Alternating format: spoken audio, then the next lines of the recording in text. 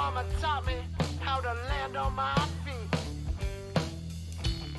I have this way of finding trouble. It's never far. Wherever I go, take one step after another. You gotta move like a rolling stone. Hey! You gotta move like a rolling stone. Oh yeah! Hey! You gotta move like a rolling stone. Oh yeah! Well, I woke up this morning with the devil knocking on my door. Well, he came without warning with a deal, you know, I just couldn't ignore. I do believe, my pretty lady, that it's time for me to move along. Take one step after another. You gotta move like a rolling stone. Hey! You gotta move like a rolling stone. Oh yeah! Hey! You gotta move like a rolling stone. Oh yeah!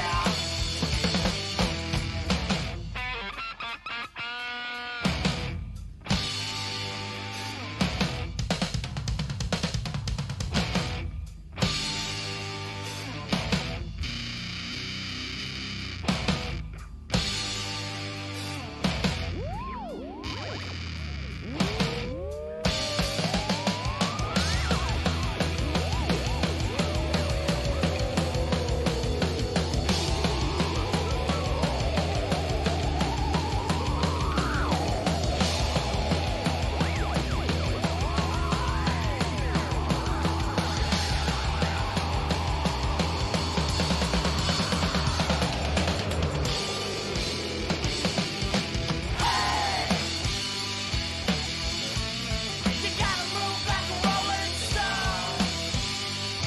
Oh yeah! Hey! You gotta move like a rolling stone. Oh yeah! Hey! You gotta move like a rolling stone. Oh yeah! Hey! You gotta move like a rolling stone. Oh yeah!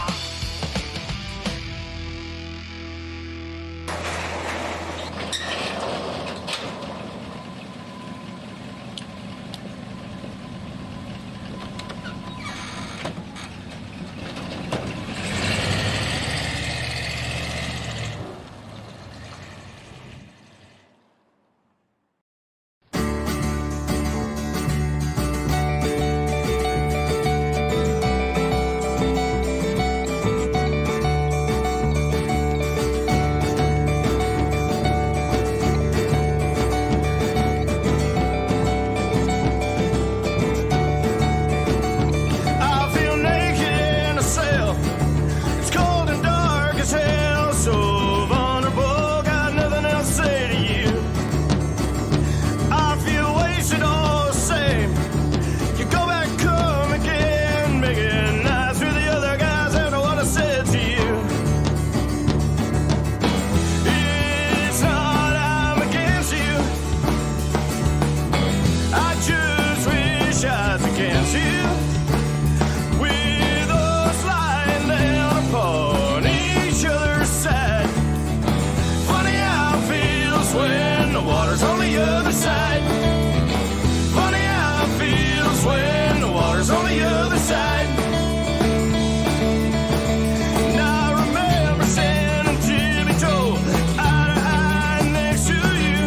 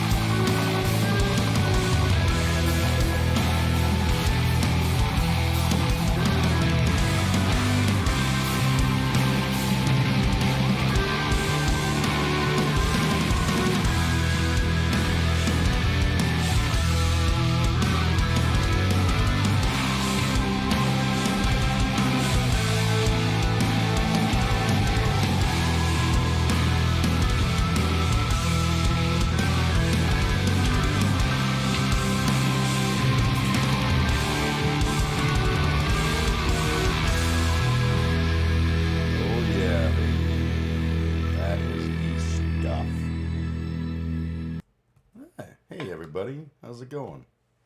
I'm in my kitchen. Why am I in my kitchen? Well, it's a funny story. My house is a plague house. It's a plague house. There's a plague, madness, a plague of madness. Um, on Monday, my youngest tested positive for the vid. And then on Friday, my other kid that lives with me tested positive for the vid. I still, not to the surprise of any of my childhood educators, continue to fail these tests. But as a result, normally my youngest would be um, out working today, but not a thing. So I have rescinded my usual space of the living room because I am a great father, and I'm allowing youngest child to play video games. You will probably occasionally hear him say things like, "What the fuck, dude?" and "Oh shit, bro, they're on us. We have to use the Gatling gun," or some other. I don't play video games. I don't fucking know. But you'll hear stuff. And I've fucked with my mic a little bit to try and avoid that as much as possible, just because it's probably not going to bring any value to the stream. Unless he decides to go against TOS, in which case, it's been nice streaming. It's been a good time. Um, but yeah, the COVID house has not been awesome. Um, not going to lie, essentially. Oh shit, things are happening. Pushed a button. It's my first time using computers. What can I say? Essentially, with all that's gone on, this is the first time we've actually had COVID in my house. And we've had plenty of scares like everyone. We've done loads of snot scrapes. But this is the first time that it's been a thing. So that's cool. That's fun. I like that. It's a good time. Um, it was bound to happen. It's a pandemic. It's magical timing ultimately because today is also the day that my ex-wife is getting remarried, and all three of my children that live in the greater Calgary area are COVID sick. Now, in case you're wondering, am I going to the wedding? No. I bear no ill will, and I hope the best for their marriage, and I don't imagine, well, they're not watching, but if they were watching, congratulations, and I hope it's a wonderful day, and I hope it's a wonderful life. But that doesn't mean I want to go to the wedding and be so how do you know the bride? Oh, well, I used to fuck her. That's a little awkward. And honestly, that's exactly how I'd phrase it. I'm kind of a monster. So yeah, that's a thing. Um, but yeah, all of my children that could be at the event are in fact not going to be at the event because of the vile pandemic. So that sucks. Doesn't, it's life, but still life can suck. Um, yeah, all in all, other than that, it's been a good couple weeks. I've basically been isolating. Um, last, I guess, week. Last Sunday, I did the Hippy Dippy recruitment stream. We'll probably end up talking a little bit about that as the events progress. The stream continues, that kind of gibbery jabbery. If you're new to the stream, please do feel free to hit that old follow button, and or if you're watching on the YouTubes, feel free to subscribe. And always, you can chat right there. That could be you. That could be you, chatting away, having conversation, dialogue. And if you say really stupid things, I might even get angry enough to bring you into Discord, and we can have a little conversation. If you're new, also, I am a lefty, a vile, filthy, disgusting, awful leftist. Um, the best darn kind, thank you. I'm a libertarian socialist, which means I believe in liberty and I believe in the power of the people to look after one another and do things. I'm also a pragmatist, and that means that the world we live in today, that's not going to happen. Um, Elon Musk isn't the guy who's going to, you know, make sure everyone is taken care of and loved and all that kind of stuff. This is not the world. So there's a certain pragmatic approach that has to happen. But, that's a boy can dream. A boy can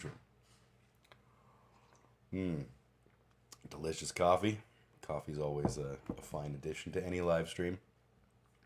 I usually do this on Saturdays, and time permitting during the week, I will stream a little bit, but that's really irregular. And the fact is that I'm in 3 different bands, plus I have a 4th band that sometimes jams in my basement, so it's not a lot of free time for the streaming. And this is a thing that I do out of fun.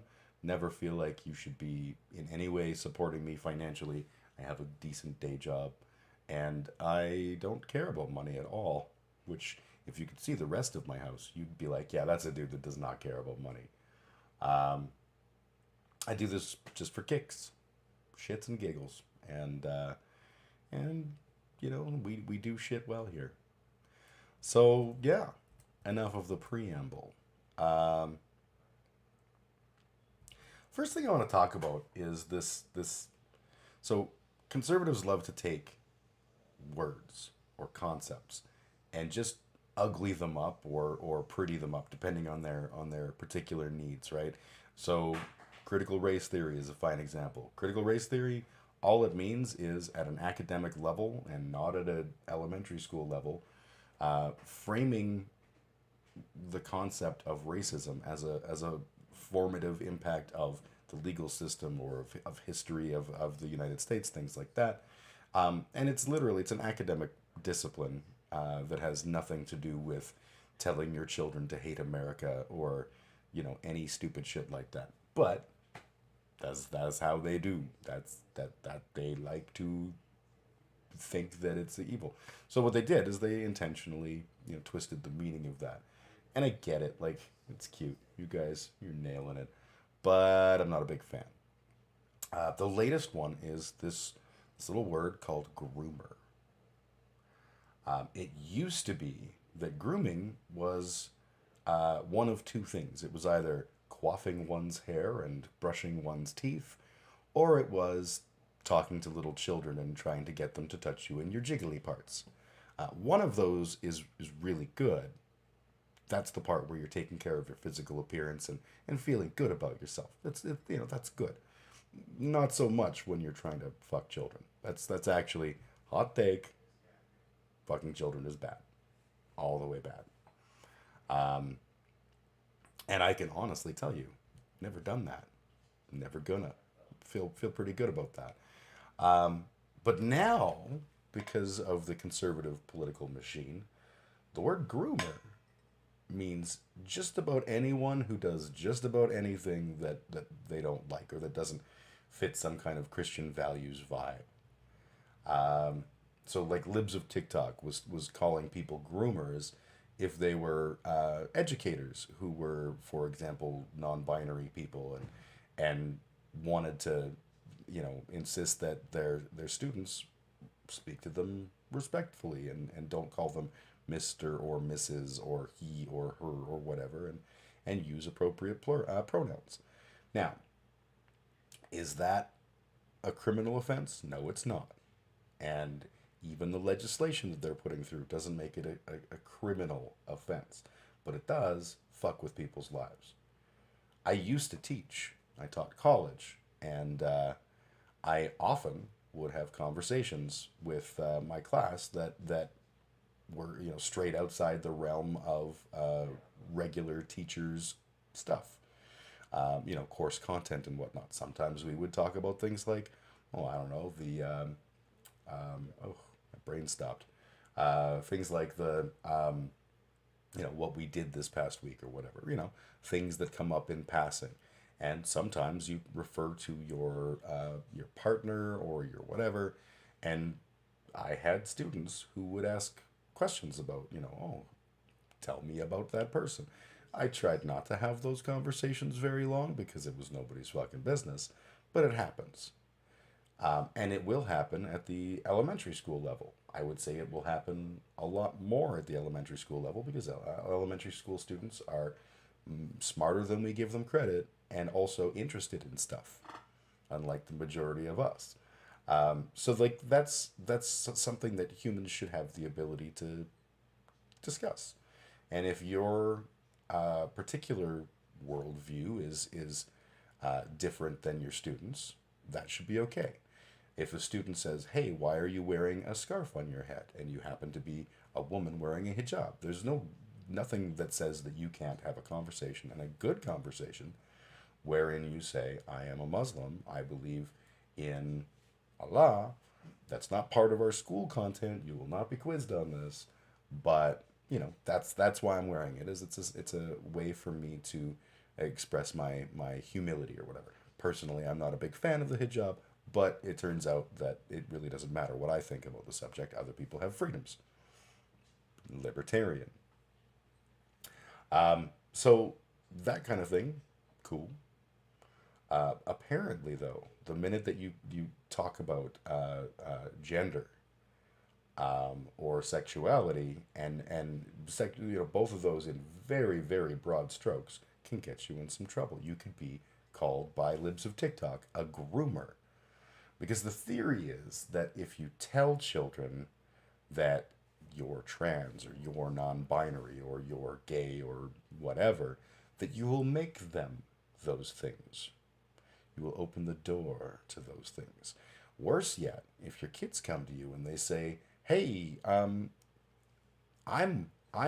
one of these various adjectives," you're not allowed to like have a conversation with them about it and be there for them, which is unfortunate because teachers are, for a lot of kids, the best like adult resource that isn't family that's in their lives, right? So they'll have mommy and daddy, or mommy or daddy, or many mommies or many daddies, or many mommies and daddies, or whatever the fuck. But those are all family. Whereas a teacher is a whole different thing. Yeah, because the TV shows that eat up don't talk about this. Yes, hello, She Loves Puns. Good to see you. Yeah, 100%. It's out there in the world, and kids will ask questions of their teachers if they have a decent relationship with their teacher. And that's a good thing. And if their teacher is, for example, non-binary, and they say, "Hey, what is this non-binary business?" I don't think that's out of line. Sometimes kids want to know stuff. "I am Canadian. Good to see you. Modern day witch hunt. McCarthyism is the new age. Fuck DeSantis." Yes. Death sentence, as I like to think of him. It really is. It's very McCarthyist and very, and ironically, like McCarthyism was all about the fear that the evil communists would use homosexuality or being transgendered or being a communist. They would use that to leverage power over a person and use them as a foil in their evil plot to steal Christmas or whatever the fuck they were worried about. And as such, the kids, sorry, brain, the people who were brought up on these charges, it was intended as, we see these things as character flaws that can be exploited by our enemies and used against our great nation state. So what we're doing right now is less about that and more about establishing that these things are character flaws, right? Because we went down this weird woke rabbit hole where human beings were like okay to be different than white Christian men, and our Southern evangelical white Christian men of a certain means. So what they're doing is they're just reminding us that no, it's not okay to be different. And then once we have that, the real McCarthyism can kick in where we can say, yeah, you're different. And we don't trust that, that difference doesn't make you someone who can be used against us. I don't know, maybe I'm overthinking, but I do think all of this shit is really gross. And when it comes to words like grooming, I think is kind of an important word. We need to have a word that describes people who engage in behavior that is designed to manipulate children into a particular path I don't like it when people use like groomer for people who take their kids to church, for example, because you're grooming them for Christianity. I think that's the wrong use of the word. And likewise, I think it's really fucking disgusting to use the word groomer to describe someone who's like talking about their gender. Question for you folks in chat. How's my mic volume? I'm not 100% sure. I was adjusting it so that hopefully it's not picking up all of the video game chatter from the other room. Anyways, something to let me know about. Definitely not overthinking. I don't think I am, honestly. I feel like the conservatives, I saw this image today that was like, unite, don't fight, vote blue no matter who. And I was like, that's the big tent party. We talk about that problem all the time. But more importantly, it's we are in an ideological war right now. And it's not a real war. It's not an actual, valid, viable, worthwhile role. It's just not great, but good. I can. Unfortunately, I have limited choices. I can go a little bit louder, and I think that's too quiet. That's better there. I'm gonna just go like this. And how's that? Let me know. So we're in this ideological war that doesn't even exist, right? They continue to talk about things like CRT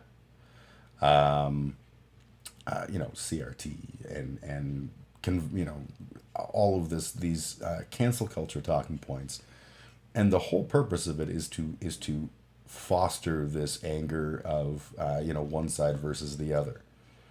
Roe versus Wade is a fine example of that.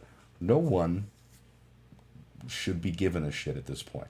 You can be part of the 70% that are supportive of Roe versus Wade, or in some way accessing abortion, for women in the United States.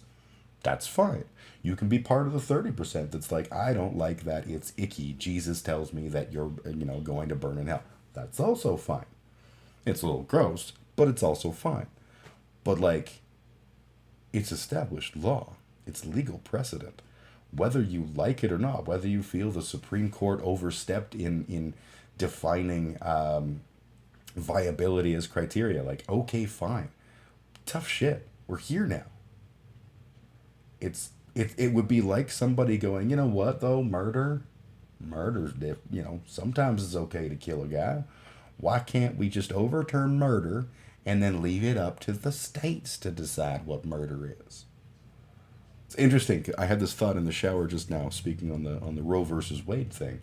And yes, I did have a shower. I was in the shower and it just popped into my head out of nowhere. I was like, it's funny how extreme. Yeah, I get distracted. Don't sass me. I am Canadian. It's funny how like that baby has a right to life, because even if it's a risk to the mother, Jesus invented that baby in his Jesus lab, and it's important that that baby get to live to full term, and to live its full life. Not so much Trayvon Martin, who made the mistake of being a black person in a community that wasn't fully black and full of at least one person who had a gun. And that's okay. They will defend the murder of someone who was doing nothing wrong. But the murder of a fetus that is risking the life of the mother, well, that's just wrong. And why is it wrong? Because God was mad at Onan for coming on the floor, not mad at all the people for doing all the slaughtering and genociding. When has an abortion hurt any white Anglo-Saxon cisgender male ever, as opposed to, I don't know, poverty? And yeah, when they talk about that abortion shouldn't be allowed, and put the baby up for adoption. Okay, the adoption system sure does work well. Lots of people adopting babies. Speaking of Jesus, I had an epiphany. It doesn't exist. No, it's true, really. I mean, really. No, you know what? You just convinced me. I was on the fence, But your epiphany, which is obviously, a religious sounding word, yeah, we're good. We're done. No more Jesus. She loves puns. I watched a video from someone who was abused and sexually assaulted in his family, and he made great points about how his mother wasn't ready to be a parent, so he had to suffer so much. Another example of that actually is a child who was badly beaten. In fact, when the child left the hospital, the mother hadn't gotten around to naming it yet. The name on the birth certificate was No Name Maddox, and violently beaten by a mother that did not want. And that little fella, he grew up to be Charles Manson. That's all stuff I read. So, yeah, unwanted children. Sometimes an unwanted pregnancy can lead to a wonderful, happy life for everybody, and isn't it great? And that's wonderful. But a lot of times, unwanted pregnancies don't go so fucking good. And that's a thing that probably we ought to care about because it has negative social consequences. Access to abortion shouldn't even be a question. But my saying that, I'm now grooming children for abortion dissent? Like, that twisting of language is gruesome. And it's it's important, right? If you think about, and I don't want to be all George Orson 1942, but newspeak, perverting the meaning of words and adjusting what words mean and removing certain words that aren't cool anymore is double plus on good. So, let's not do that. Without unwanted pregnancies, how will we keep Marine, Army, Navy, Air Force recruitment full? Oh, well, the good news is we still have minority communities for that. So, we will keep on ensuring in abstinence-only education and reducing access to birth control so that even if we had yeah, I think I'm saying this in exactly the wrong way. Anyways, they also hate poor people and people of color. Banning abortions isn't about the baby; it's about control. Sexual education and women's rights supports that's caring about the unborn, 100%. I don't know how we can frame it any other way. You're not caring about the baby. Because your answer is throw the baby in a foster care system that's already full, and doesn't result in a huge portion of children getting adopted. And I think if we do a little digging, and I don't know how I would go about that digging, so I'm just making speculative claims with no basis in fact. But I believe that if you looked at the data, you would find that a goodly number of those kids that don't get it are the kids that don't get adopted are children who are people of color. So encouraging people of color to, instead of having abortions, which black women have abortions at a higher level than white women, and that's probably based largely on poverty, encouraging them to give their baby up for adoption doesn't sound like a whole bunch of rich white people are going to suddenly start adopting black babies. I just don't see that happening. Yeah, they all watch those movies where Sandra Bullock helps the young black kid and sees through his social awkwardness, and together they make him the greatest football player Notre Dame has ever seen. Was it Notre Dame? I don't even fucking know. But yeah, that's probably not it's actually based on a true story, but it's probably something that we should watch and be like, ooh, white savior shows. Without unwanted pregnancies, how will we keep them bitches in their place? It's hard to know. Banning abortions isn't about the babies, it's about control. Oh, sorry, I read that. Without unwanted pregnancies, how will I keep getting elected to keep my power? Yep. You gotta get them while they're young. Dip them in the lacquer, and then you can. That was a Bill Cosby quote that just slipped out of my mouth from years ago. And yeah, you get them young, get them indoctrinated into that good conservative Christian value set so that you can keep the reins of power. If I were to spend time on less pollution, that would be caring for the unborn too, wouldn't it? Yeah, caring for the unborn. For me, the biggest way I care for the unborn is just by not making any more of them. If we were to set up education so it's for everyone, that would be caring for the unborn, wouldn't it? It would be caring for the born, who the unborn turn into. Little known fact. If we had healthcare system instead of for-profit businesses, that would be caring for the unborn, wouldn't it? BC, before Christ, Bill Cosby. Coincidence? I think not. You are correct.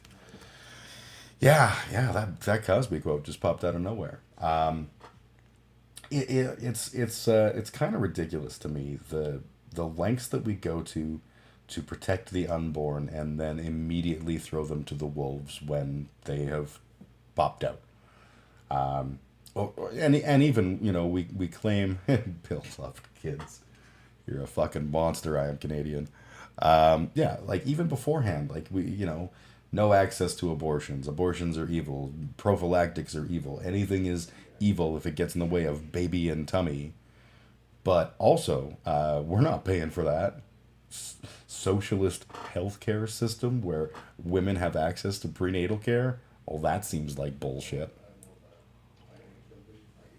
Yeah, that's fucking gross. Now, Cosby also was an example of not a groomer. He was just a rapist. But the word has to mean something. So yeah, libs of TikTok. I got off topic there. But yeah, libs of TikTok, with all their talk of groomers, anyone who mentions transness in front of children is a groomer. If you say, I think it's important to that we can have conversations about sex and gender. They're like, you want to teach children how to fuck? In grade 1 children are supposed to know how to fuck? That's your plan? No, that's not my plan. But it turns out that when you do teach children words that are related to sexuality and teach them to understand sexual concepts in a very, very age-appropriate way, the net benefit to the child is huge. Not the least of which is the number of children who sexual education gives them an understanding of what's happening to their bodies when Uncle Jesco comes into the fucking room at night. Well, that's an important fucking thing. Lol, a lot of Americans are saying if you don't like it, then move to Marxist Canada. Marxist Canada. I thought we were fascists. I thought Justin Trudeau was a fascist who wanted to fascism away our rights because of vaccines. But apparently we're also Marxists. We're those national socialists up here, I guess. That makes sense. Yeah, that tracks. Yeah, we are a nation, and we do have certain aspects of socialism. So ergo ipso facto benito. Clearly. I'm just going to go on the record right now, say that Justin Trudeau is garbage. Was always garbage. When I voted in the first campaign when he was elected, I did have some hope that he might be a breath of fresh air. And he was a breath of fresh air, but it was fresh air from, over a stinking valley full of death. So that's fresh air, but it still smells like death. There's a place in BC called Port Coquitlam. And Coquitlam literally translated something like, the place where the smelly fish are. That's Justin Trudeau. Canada, one nation underdog. Yes, Canada. I mean, it's got some ups, right? It's the birthplace of rhombucism. That's a good thing. We here on this channel are all very, very rhombus pilled, and based as all fuck and rhombus pilled. Trudeau's garbage, not a dictator though, or a fascist. Yeah, like. It's so fucking frustrating to me when people use words like fascist to describe someone like Trudeau, and you're like, dude, if you wanted to like insult him for his being an overreaching autarch, okay, that's a bit of a stretch, like a gigantic fucking leap, but you could do that by using, I don't know, words like communist, Stalinist, because he's a guy who just gave a whole bunch of money to the people through COVID, through the CERB program, although that may not have just been him. That's social spending. Fascists aren't known for their social spending. They're not known for looking at their society and seeing the ones who are weaker and saying we should build them up. We should definitely build them up. They're much more about we should make ghettos and then murder camps. It's kind of a difference, sort of an important one. Just in case you need, vote Rhombus. If only Rhombus was a legitimate party. I actually went through the process of looking at how to create a political party once. In my more fervent youth days, I decided I would look at what is the process for creating an Alberta anarchist party, which I did not go far down the road of because it's a lot of work and I just didn't give a shit. That's the honest answer. But the process of doing so is not that horribly complicated. But I feel like the Rhombus party, we're a party without a party. We are the party, and we don't need to vote Rhombus. We can just look for the most Rhombus of candidates and cast our vote accordingly. Although candidates tend not to be very Rhombus. That's one of the things they do. So yeah, the idea of taking words and twisting their meaning to suit a political narrative, that's actually bad. It's not a fascist thing, it's an authoritarian thing. Authoritarians want control, and that includes control of language, because control of language, as George Orwell's 1942 taught us, is how you control thought. So when you demean words or diminish words or whatever, change the meaning of words, you alter what people can think in that regard. That sounds like a stupid thing to say, but I'll give you an example. The word epic. So not too terribly long ago, epic was all the rage. All the kids were talking about epic because epic was epic. And cool, I wasn't one to be all snarky about it, but an epic, Homer's Odyssey is an epic. It is a long and tortured tale of adventure. Versus, wow, that math test was epic. Probably not. And we do that, vernacular happens, we abuse words. When I was a kid as a Gen X person, it was like, wicked was good. In the hip hop community, stupid was good. That's a stupid, dope beat. And people, from my general set of adjectives would be like, stupid, that's a bad word. I don't know why these people keep saying that's stupid is good. Stupid, it shouldn't be a good word. That's a bad thing. I don't understand these people. And the answer is, you're right, Grandpa, you don't. Rhombus knows there's four sides to every truth. Absolutely. My side, your side, Rhombus side, and the truth. Jab versus vaccine. That one annoys me because my ex-wife was very anti-vax for a very long time and is now vaccine hesitant. So they did get vaccinated for the whole COVID thing. But I honestly think it was because they had to, because there was a surgery they needed and they had to be vaccinated to get the surgery.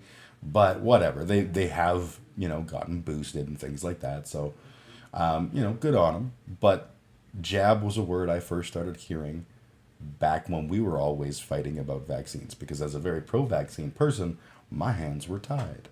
I wasn't allowed to get my kids vaccinated because she was on the record as objecting to vaccination. So even when they came to live with me full time, I didn't have the ability to get them vaccinated. Fortunately, once they hit the age of adulthood, they can do their own shit, they can get vaccinated, they can choose whatever. I'm hoping they will choose to get as many vaccines as they can, because vaccines are good. But yeah, jab. A jab is, or the poke is the other one. The poke, getting the jab, getting the poke. Fuck, that was... rhombus side is actually when you kill a rhombus, so that's not good. Words like the jab just drive me nuts. Grooming, when it means that what you're doing is you're open to the idea of having a frank and honest conversation about gender at an age-appropriate way with children. that's probably not the same thing as trying to, make kids suddenly turn all queer weird. And we really need to have a distinction there. Distinctions are important. Words have value, and the more we stretch the meaning of a word, the less value it has, and the less understandable we become when we communicate with it. A good example of that is rape. We talk about rape, and sometimes people will, like the very extreme feminist vibe of like a man looked at me and that was rape. Obviously, I'm not talking about that. That's just a fringe viewpoint. But when we talk about rape as a violent sexual act without consent and without willingness, versus rape being two consenting people who are like 16 and 14, for example. I don't support 16 and 14-year-old people having sex. I don't think that's a good thing. But at the same time, I also live in the really real world where 16 and 14-year-old kids will have sex. That's probably got to have a term that isn't quite so loaded. But when we say that something is rape, then there's a stigma that comes with it. Like, it's all this shit. The more we stretch a term, the more either we do damage by using it, or we weaken the value of the word. That's just my thing. Did I just use the V word? What V word? Vocabulary? Vernacular? Yeah, Rhombus says vernacular. Rhombus knows some shit. Jib jab. Yeah. I don't know. I just feel like, education's important. Teaching kids to think and to think critically is important.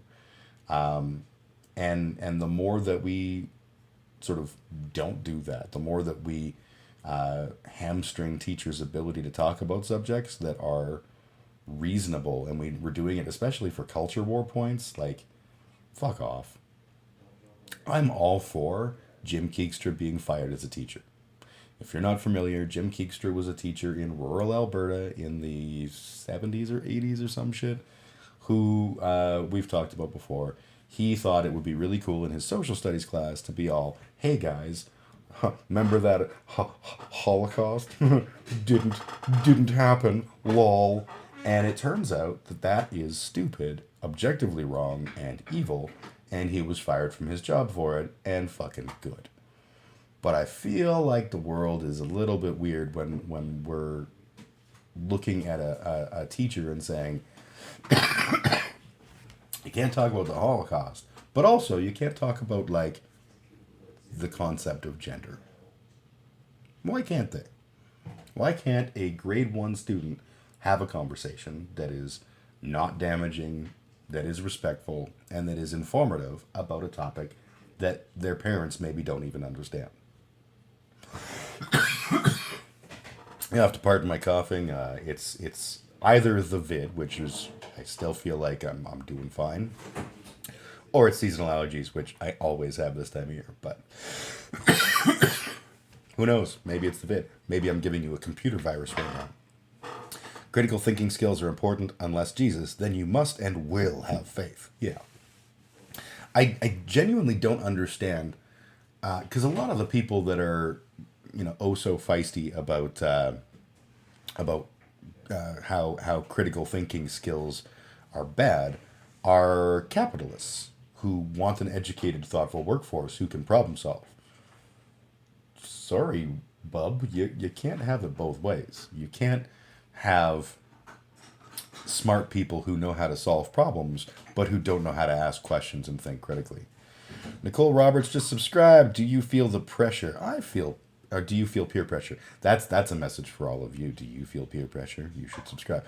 Hello, I thank you for subscribing. Welcome. That's the YouTube world, because I'm not big enough to have subscriptions on Twitch. And if I ever am big enough to have subscriptions on Twitch, you should not subscribe to me, because I don't need your money. I'm doing this out of the shits and giggles. But it's great to have you following, subscribing in the that sense, and watching and enjoying. That's fucking based and rhombus build. I've never been more thankful. My parents taught us good critical thinking skills. Yeah, they're in short supply, and I don't understand why we wouldn't want that, because critical thinking is fucking good, right? The net positive to the world, not just from a capitalist organizing perspective, right? You want to have a smart staff working for you, but also just like, I want my kids to be able to look at the world and apply a little bit of fucking reasoning and be able to say, hey, this thing would be right or this thing would be wrong, or my presupposing of this thing as being wrong, maybe I was wrong about it. Like, critical thinking has value, makes a person better. So let's just keep doing that. Let's keep fucking having the critical thinking. My parents taught me to critically think, and I was talking about this, I think it was last week, where I mentioned that, I was raised in the Christian faith, and my parents taught me to be a critical thinker, but also be a Christian. And then when I turned 16, my dad was like, son, it's time for you to question and, go out, experience other things. Stop coming to church with us. Start looking around, and you will find that your path leads back to where we are. But you need to choose that path as opposed to, having been raised in it, which is a weird kind of critical thinking. And I was like, okay, cool, I will. So I read, I'm not going to be that person that lies, because everyone has read every single religious text. I have read the Tao of Pooh and the Day of Piglet. I have read the I Ching, which isn't really, it's not really a thing that you read. Like, I tried reading it because it was a book of what I thought was philosophy. Turns out it's actually a book of divination, and you have to like do the things with to get there to understand what they're saying. But I read it anyways. I've read the Satanic Bible. I've read, and that's the Anton LaVey version, which was pretty much a weak book as far as I'm concerned. I've read parts of the Quran. Frankly, I got to a place where I was like, meh. I've read a bunch of different stuff on a bunch of different topics, and it did not lead me back to Jesus in any facet of the Jesusing. Didn't lead me anywhere. It led me around in a circle, and eventually I was like, this is a fucking circle. I'm done with this circle. I was raised to critically think, and that's how I lost my faith in the Jesus. Buddha, Stoic. I always say Stoic wrong. Stoic. Stoic. Is it Stoic? I don't know. I say Stoic, and people get mad at me. Fatally flawed. Yep. It really is. And I think it's a good thing that we have these books. I think it's not, if you raise your kid in a religious context, but in as positive a way as possible, it's not the worst thing. I'm not a fan of it. Stoic. There. Stoic. Hey, the fucking stoic is what brings babies, eh? Roe versus Wade. What, are you gonna start killing stoics? You fucking lefties. Yeah. Where was I going there? I think it's not like, a lot of people talk about it as being child abuse. I don't think it's a good thing. I don't think it's child abuse. I think there's there's got to be some middle road there. Now I'm gonna learn you some manners, lefty. One of these days, bada boom. Because you can still make fun of Italian New Yorkers. That's still legit. People talk about religion, raising a kid in religion is child abuse. I think it's really problematic because religion is really problematic. I'll give you an example. One of my children, so my kids, for those that aren't aware, my kids grew up 600 kilometers away from me because of circumstances involving divorce and my ex-wife wanting to live in a place that was 600 kilometers away from me, and me not having the ability to gainfully be employed there. It's cool. They were raised in this other environment, and my parents were there. And one day, I get a phone call from my ex-wife, and she says, we have a problem. Your child apparently said something anti-Semitic. And I was like, what? And she was in grade 1. And we don't do that. We're not anti-Semitic people. I'm Semitical pro. That's cool. But this is a thing. And I was like, I have a funny feeling. And it turns out my funny feeling was right. Turns out the night before, my little kiddo had climbed up on Grandpa's knee, and Grandpa was saying, it's wonderful that we're Christians. Isn't it wonderful? I love that Jesus died for our sins. And my very intelligent and curious child in grade 1 said to him, hey, what about if people are not Christians? My dad said, well, the reality is that, we believe that Jesus died for your sins, and you have to accept him for that sacrifice to be the ticket into heaven, or however he phrased it. And that's, that's a beautiful thing. And isn't that wonderful? And Jesus died for your sins. And she was like, yeah, that's really cool. But she was troubled. So the next day she went to school, and she saw one of her friends who happened to be Jewish. And she walked up and said, you have to become a Christian or you're going to burn in hell. Because that's the line that is, it's not even like a small child twisting something out of context. What she was told was, if you don't believe in Jesus Christ and his divinity, that you will not go to heaven. And there's only 2 options. There's heaven and there's hell. Because my family don't believe in no limbo bullshit. Purgatorio. Shut up, Deontay. So this is my kid saw her friend who she cared for and loved, and was like, if I'm scared that you will burn in hell. And yeah, that's probably not a good message to say to somebody who's Jewish, but it's also probably based on a bad message to say to somebody who's young and doesn't know stuff. So that's a thing. Ooh, I'm missing some chat here. Growing up with faith as a general moral compass can be good. Example, feed the poor, love thy neighbor, etc. Yeah, the religious tradition that I grew up in was a very, very liberal kind of Christianity that focused on God's love and focused on forgiveness and understanding and celebrating the beauty of life. And all of those things are really good. And however you instill that in your kids, I can't complain. But if there's an othering, if there's that us and them, you will go to hell and I won't. That's where it starts to get into really fucking sketch-tastic areas. You just reminded me of a meme I read. It isn't particularly relevant, but it did make me go, Kids in classroom, teacher asks them to draw something. Teacher walking around the room and chit-chat asking what each one of them is drawing. Gets to one youngster who says, I'm drawing God. Teacher says, no one knows what God looks like. Youngster responds, I'm almost finished. They will in a minute. That is cute. I like that. What if God was one of us? Just a slob, like one of us. Just a stranger on the bus trying to make his way home. Just like the Pope maybe in Rome. I don't know. It just comes off my head. I'm just spitting bars here. Just kidding. That's not me. Kids are untainted. How is the best way to not kill that creativity? New culture, new norms. My personal thinking, honestly, is abandoning the things in our past that are shitty. If I want to instill morality in my children, I do it from the perspective of a social animal and from the perspective of a happy future for them, and a safe and prosperous life. I don't need the threat of eternal damnation, and I don't need to other people. I talk about, you can't control what other people do. You can control what you do and how you react to a situation, how you process a situation. Those are the things that matter.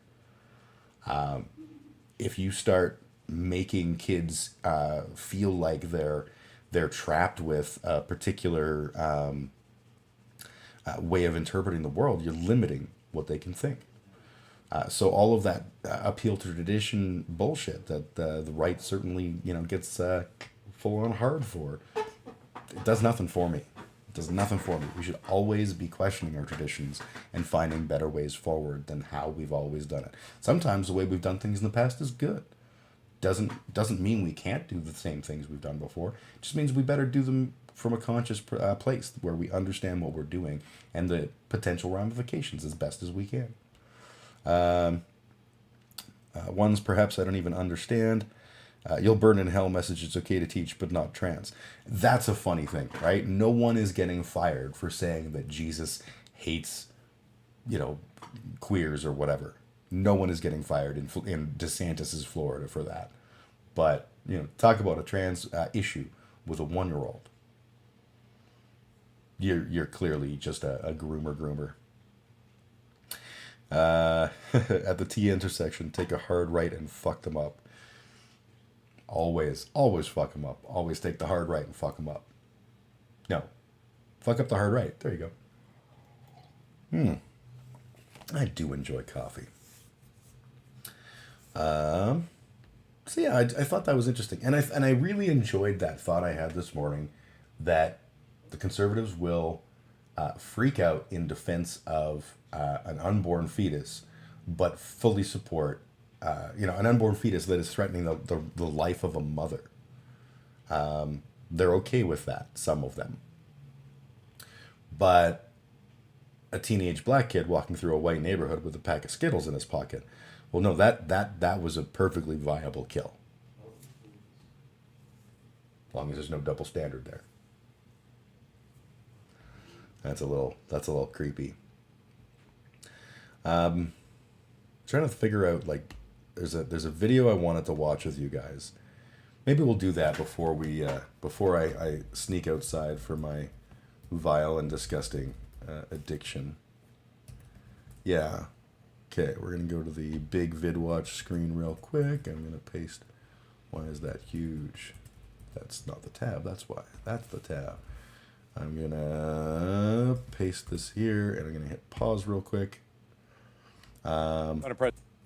This is Senator Langford, sorry, talking about the incredible value of every child, blah, blah, blah, blah, blah, with regards to this Democrats' radical abortion bill. President, last week, a draft opinion was leaked out of the Supreme Court, which never happens. Literally has not ever happened. No, it has happened, but it's certainly not common, and it is certainly something that people are going to do a little bit of freaky outy about. Okay, I get that. White people, clump of cells matter more than black lives. Yep, 100%. Until now. Chief Justice of the Supreme Court called it a betrayal of the court. A betrayal of the court. Oh, eat a dick. That leak sparked protests all over the nation and in Washington, D.C., but not because 2 centuries of protocol in the Supreme Court was violated. It was because the court dared to say that when the Supreme Court ruled in 1973 on Roe v. Wade, it made a mistake. No, that's not why people were protesting. No one was like, "How dare you say that Roe v. the justices made a mistake?" They were angry. It turns out because a right that they feel that they have been granted by the result of Roe v. Wade was removed from them, and has been the subject of people wanting to do this for a very fucking long time and talking loudly about doing this for a very long fucking time, and ultimately they did it. I feel like maybe that's why people were protesting. In the draft opinion that was released, it stated that the opinion of 1973... This guy was his class president. I guarantee you he owns a bow tie for every one of his kills. Look at him. Take a knee, Jim. You simply don't understand. The people were annoyed. He pointed out the court did it wrong. He pointed out the court did it wrong, really. Yeah, I would take a knee, but that is illegal too. exceeded the constitutional boundaries. For 200 years, legislatures determined when life began. Nope. In fact, that has never been a thing that legislators did. Roe v. Wade didn't define when life begins. Roe v. Wade used the concept of viability, not this is when Jesus invests the life force into the fetal matter. So that's a lie.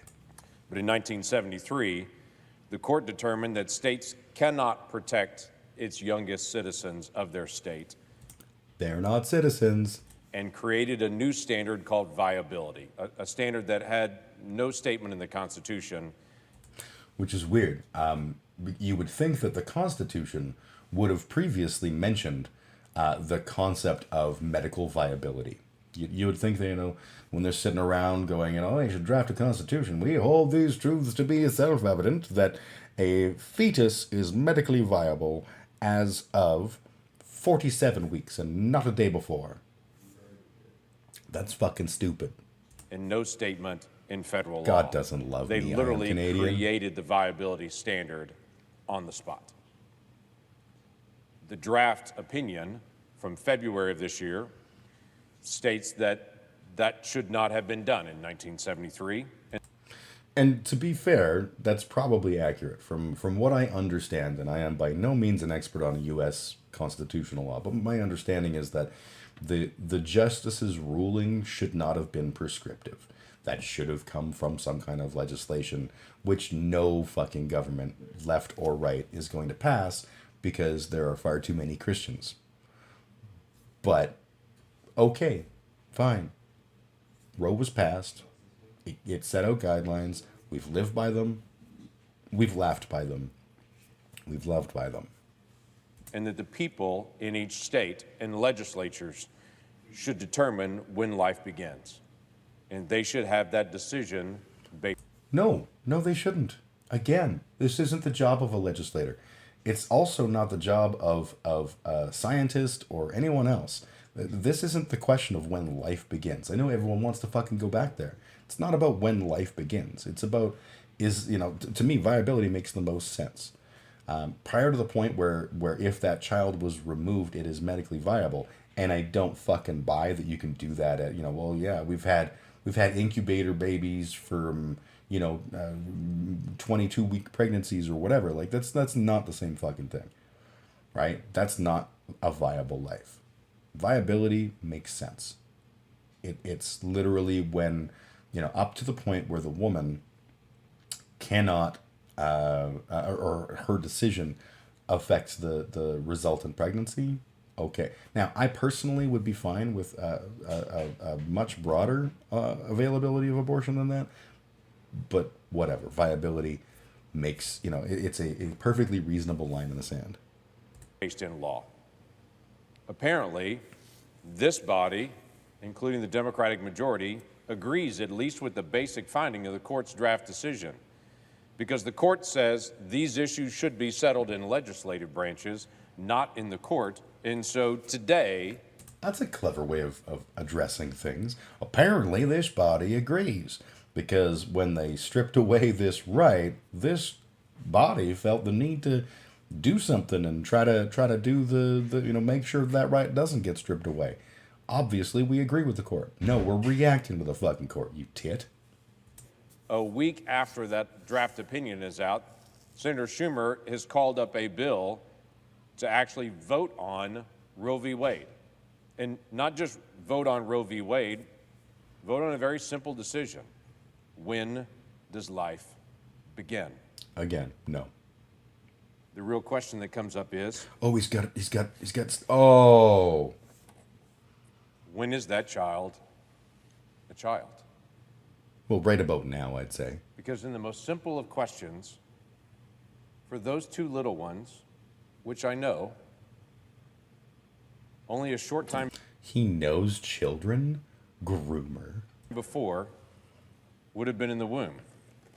Yes, that is the traditional process. They would have been in the womb prior to not being in the womb. That's you are nailing that. So the simple question that this body is dealing with today is pretty straightforward. Who gets to decide whether she lives or dies? When do you kill that child? Well, I would say mommy and daddy get to decide. And mommy and daddy get to decide pretty much not at this point, but at the at the part leading up to this, where they can be like, you know what, we're not ready to have this adorable cute little itchy bitchy boo to poo. Mommy and daddy get to decide beforehand.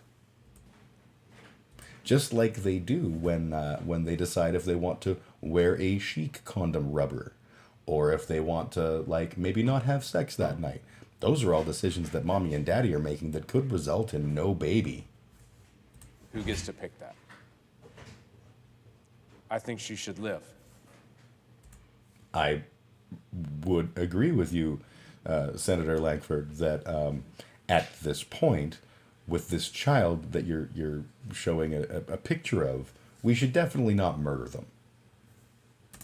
And for that simple statement that I believe she should have a chance at life, I've been called a totalitarian radical extremist.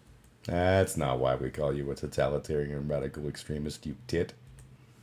Because I believe her life is valuable. What kind of upside-down world do we live in when people who believe children are valuable are the extremists? Well, people who believe children are valuable, you want to play around with the importance of words. That would include child traffickers. They definitely think that children are valuable, and they might not be someone that you want to stand with. Now, I'm obviously being a dink right now, but come on. Of course, the Constitution has nothing to say about abortion. There is no mention of the procedure in a 4,000-word document drafted by 35 men in 1787. Seems to be surprised to Samuel Alito. Yes, Alito is clearly aghast that they didn't talk about, how far along in the woman's pregnancy. Back in a time when they were like, yes, there's an evil humor in that woman. Like, fuck off.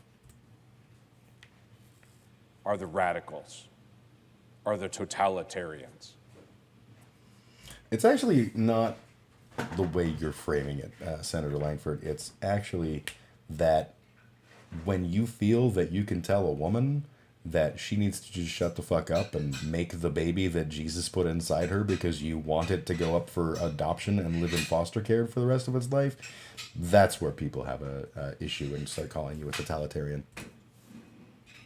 The day before Mother's Day, the headquarters for Concerned Women for America, a pro-life organization who speaks up for the millions of women who believe children are valuable, was attacked and vandalized. Oh no, not vandalism. Whatever shall we do? I hope they don't clean the graffiti or fix the window. Like, I don't know what the fuck. Are you gonna cry, dude? On Mother's Day, just let that soak in for a minute. On Mother's Day, someone tried to burn down a pregnancy resource center in Wisconsin that provides baby formula and baby clothing and diapers to new moms and provides ultrasounds to expectant moms. That facility they attempted to burn down. Yeah, no one's gonna say that's a good thing. And then they spray painted on the wall outside the building, if abortions aren't safe, then you aren't either. Instead of that being condemned by the media, a journalist from Rewire saw the news story on the attack in Wisconsin and immediately tweeted out, "More of this." Wonder what Senator Langford feels about the insurrection on January 6th. I'm thinking maybe more of this. May these people never know a moment of peace or safety until they rot in the ground. Also on Mother's Day.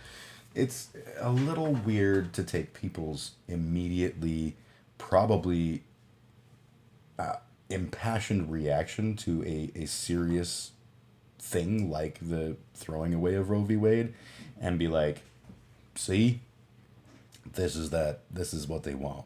They want to murder all people who have babies that live. Today, protesters showed up at Catholic churches around the country to protest the Catholic Church's stand for this little girl. Nope. Catholic Church doesn't care about that little girl aside from being able to diddle fuck it. No, the Catholic Church, the stance that people were protesting was that if you have an abortion, you will burn in hell for all eternity. Kind of a different thing. And for life. Protesters also showed up over and over in the last week at the justices' homes to chant on bullhorns and to threaten the justices because they dare to follow the Constitution. Yeah, that's actually the chant was, heck no, you shouldn't dare to follow the Constitution. Was that what they were saying?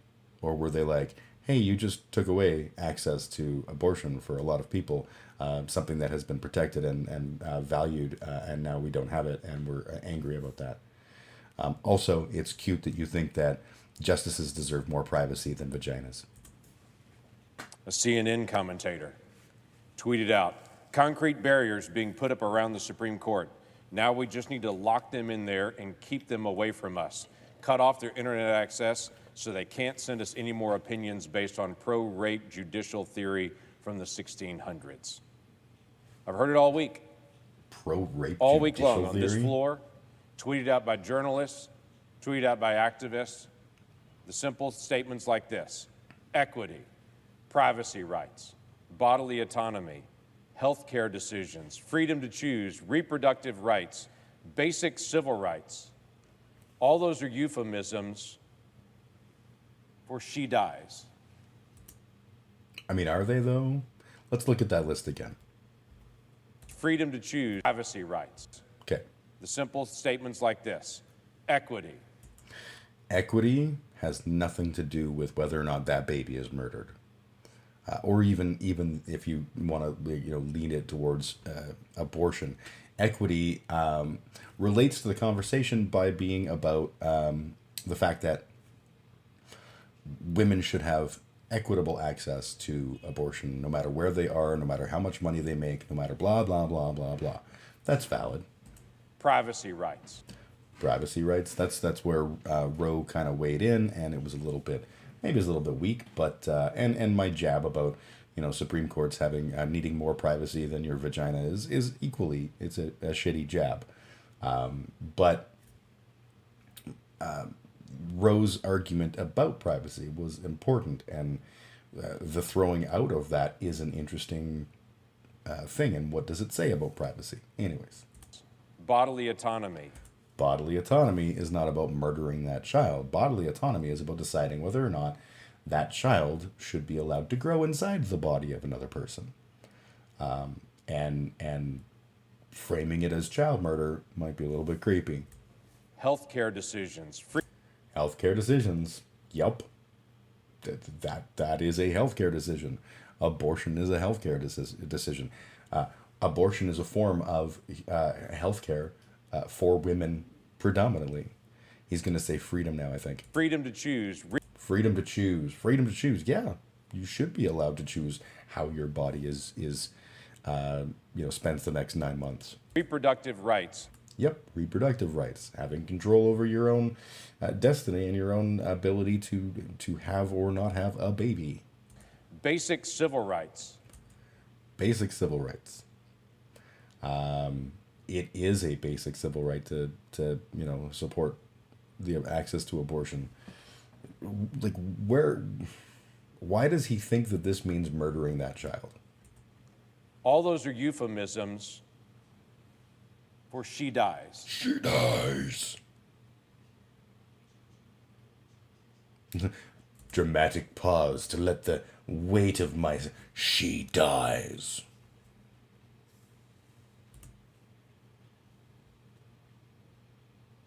Why are people so passionate about this? Why are people so passionate about this? Well, I'm glad you asked, Senator Langford. Let's talk a little bit about why people are passionate about that. Yeah, I totally hate this motherfucker too. I saw someone else commenting on this, and I was like, whoa, this is exactly the problem. And what is annoying is he's not a dumb man. It would be really easy to be like, see, he's an idiot. His perspective is wrong, and he's dangerously stupid. But he's not. He's not a stupid person. He's just evil. Why, hang on, what was his question? Why are people so passionate about this? Right. Why are people so passionate about this? Why are people so passionate about bodily autonomy? Don't you remember how, and I guarantee you supported people doing this, Senator Langford, people were so passionate about their bodily autonomy that they refused a free, safe vaccine so that they could, avoid a pandemic, and insisted on sitting in a fucking Chuck E. Cheese with their drooly ass kids. Right? That was bodily autonomy, and that was cool.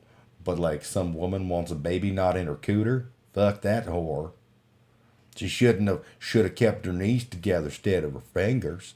Really, dude?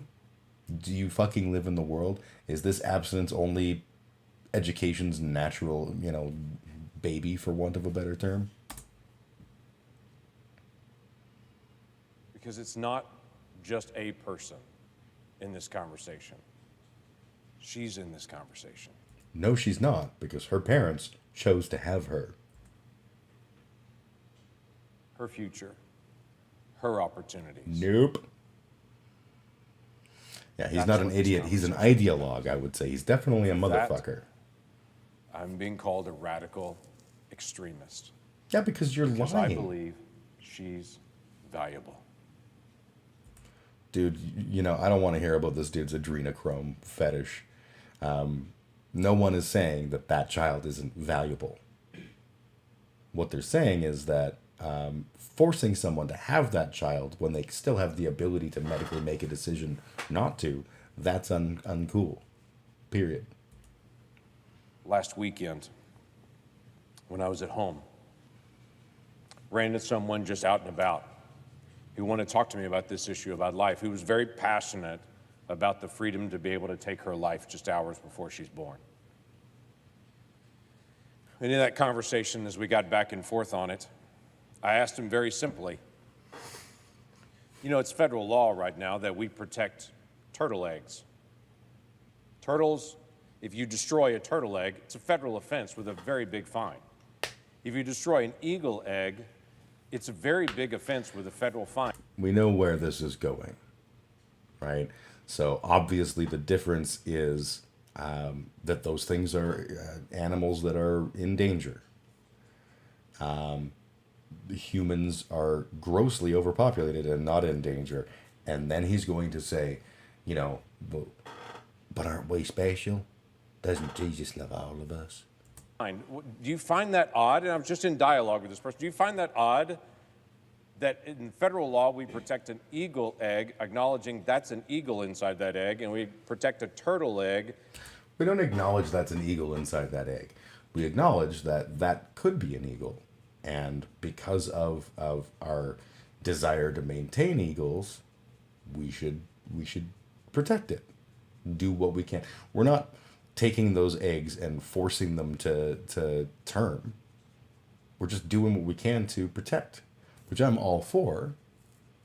But if an eagle was to, nose the egg out of its nest and the egg falls and gets smashed, that's probably not going to be like the thing where we kill the eagle. That doesn't seem right. So he's admitting he's racist then? White people declining? Yeah, I feel like there's some replacement great coming up. Saying we acknowledge that's a turtle inside that egg, but we allow the destruction of children. And to my shock, they responded, well, turtles and eagles are endangered. To my shock, he says. What a lie. He particularly is telling this story because of the obvious next step of it. So they should be protected. And I'm called the extremist. So egg and bacon breakfast, I'm sure he's had one. The chicken contributed, but the pig committed. What movie was that from again? I don't remember, but yeah, I love that analogy. I think that's a great analogy. I only call eggs aborted chicken fetuses. I call them unborn chickens. And if you don't call them unborn chickens, you're a vile Satanist and a groomer. Pretext, lie, rinse, and repeat. Yep. Because I happen to believe she's precious. And just because there are billions of other humans around, I don't think she's disposable. Yeah. There's only so much farther I can't do any more of this. This is like another 10 minutes and that ain't fucking happening. But I did want to show some of that just so we could all guffaw at the astonishing, gross, nasty, what the fuck. Yeah. Well, I can't watch this shit. He loves her and we don't. Fuck you, Senator. And that's exactly, like, I literally, as I was watching, beforehand, I was watching some of these comments, and I had to see the whole thing, or at least the first 7.5 minutes of it. As I was, sort of listening to what he was saying, I was like, "You are a motherfucker. You are a piece of shit. How dare you get up on your pious little fucking position and be like, yes, only I love that baby. If you let the abortionists win, they'll just round up all the firstborn of Egypt like a certain someone Pharaoh and murder them just for kicks, maybe for some adrenochrome, maybe to just whack off with the cerebral spinal fluid. Who knows what they do with those bodies, but they do shit with those. I value human life. They don't. Fuck off, dude." An egg salad is an abortion salad. Yes, yes, yes. I like to think of it as an unborn chicken sandwich. Evil personified. I hope he dies screaming of natural causes soon. I hope that what happens is he gets caught getting an abortion for his mistress, and it shames him politically, and he becomes a non-character in the political landscape, and he lives a long and bitter life where he needs constantly to be reminded of how he fell. Now, I know that's not going to happen, but a boy can dream. And this whole argument, like, people who get abortions don't care, like they just go around like it was a shopping trip. But that's the view that they want to present. The idea that people are using abortions as a form of, like, I don't want to buy condoms. Condoms cost, like, money. So I'll just get pregnant and then have an abortion. That's cheaper. That's good. Yeah, I'm gaming the system. That's the vibe they want you to think that people have, and it's not the case. Yeah, it's a fucking twisted little take, right? People aren't having abortions willy-nilly. It's actually, almost without exception, a pretty serious fucking debate. At some point in that little ramble, and this is the part that sort of set me off, he mentions that this little girl was, that he's, the picture behind him, this little girl, they would have only, minutes ago, she would have been in the uterus, and they would have been fine with killing her. No. The only, what viability talks about is that it would have been a long ass time before that photo was taken, that little girl. I mean, that kid was, like, lifting its head. That's not something that they typically do at birth, right? That's a kid who's been around a couple of weeks or months or whatever, probably a couple of months based on the image. So even if you go back, to like before in the womb, the only reason a late-term abortion happens is for medical viability. If it is a direct threat to the parent, like that's it. It's not like people are like, 7 months in going, oh shit, I guess I should, finally get a choice in on that abortion. I've been meaning to go, but honestly, the lineups, hell no. That's fucking not real. The whole concept of that is just a manipulative lie, and that's what we get when we're voting in these pickle dicks. What do you call a post-birth abortion? A Republican senator. Yo. Democrats just love fucking and aborting. Yeah, honestly, I've got the little punch card, and like the seventh one is always like free, which is funny because I live in Canada. They're all free, baby. But I just like to collect my stack, hundreds of thousands of every time I fuck it results in an abortion. On that note, I think it's time for me to pause and go outside and do that thing that I do where I'd go outside and do that thing. So I'm going to put the thing on my face, and I'm going to put some music in your ears, and it's not going to play for some reason. Is it not going to play? Looks like it's not going to play. We'll try reopening that.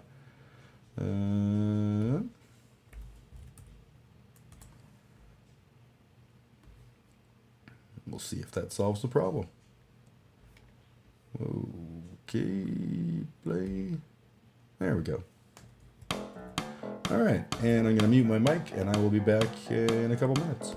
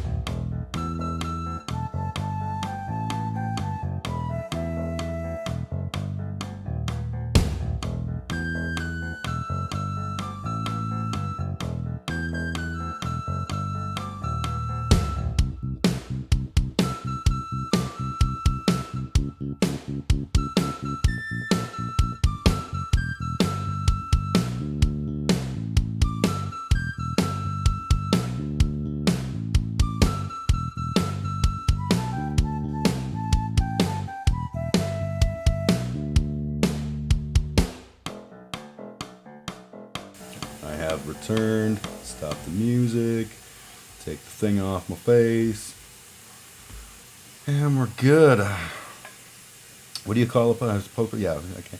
7th abortion is free. That's like an entire decade of sexy time. Not the way I do it. I do 7 in a good month. God damn it. No, I don't. There will be interesting noises as coffee is going to be brewed. And I'm in the kitchen, so that's where coffee gets brewed. Because doing that in the bedroom, that's a sin. Republicans would be real mad if I had a coffee pot in my bedroom. Because that's only for, sleeping and for a woman to submit to her man. Ew. I want to talk about comic books. We had a chat last week about comic books, and I really enjoyed it. And it resulted in Amazon sending me a thing with a link to buy Snagglepuss, or Exit Stage Left, the Snagglepuss Chronicles, more accurately. But I have always been a comic book nerd, and I love comic books. And part of the reason I've always loved them is because they've always been about social issues. And I think that's pretty fucking badass of them. I remember reading a thing from Stan Lee where he was talking about, Stan Lee was Jewish. And, Captain America was this blonde-haired, blue-eyed, wonderkind kind of looking dude who was there to fight the Nazis and to stand up for the little guy. And what he was writing about was the sensation of like being a young Jewish man in a world that wasn't very cool with that, and that he was creating a Western hero to defend him, and I thought that was a really cool thing. I personally got into comic books with the X-Men. I remember, I read a bunch of comics before that, but when I bought my first X-Men comic, it was the episode where the Rachel Grey Phoenix appears and joins the X-Men. And Rachel Grey Phoenix was a really, really interesting character when it comes to the overall X-Men world. So everyone knows the X-Men is an allegory for the civil rights movement and for a society that others people, right? What is the blurb? Hang on, I'll see if I can find it real quick, because I always love the blurb. X-Men.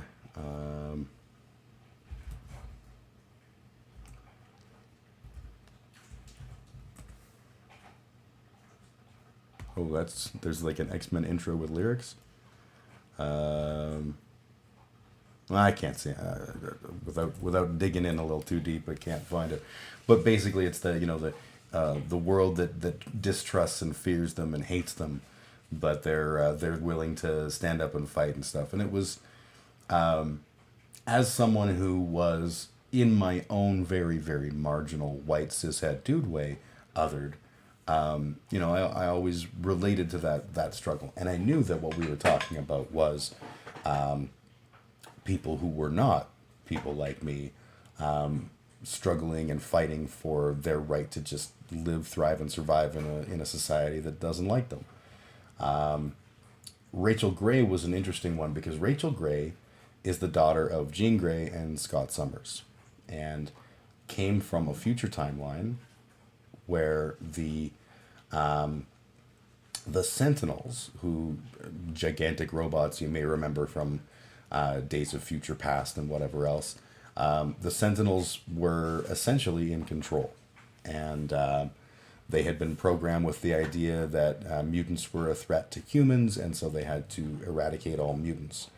And they had essentially, in this one twisted future, they had created a world where mutants were hunted and killed, and Rachel Grey was a telepath.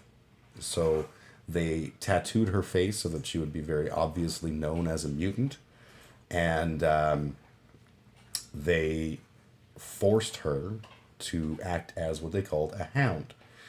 She would use her telekinetic powers to find other mutants and to alert the Sentinels to their presence so that they could hunt them, kind of in the sense of like, the fox hunt.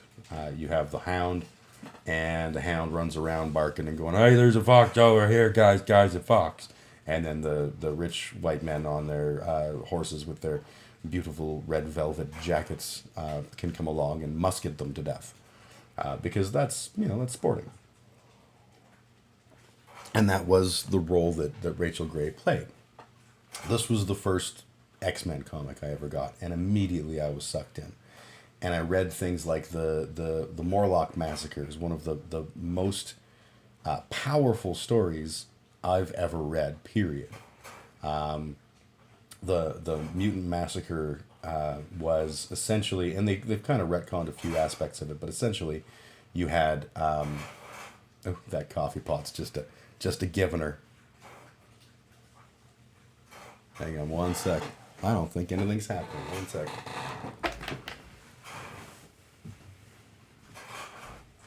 Yeah, dude, you can't leave the lid up on this one.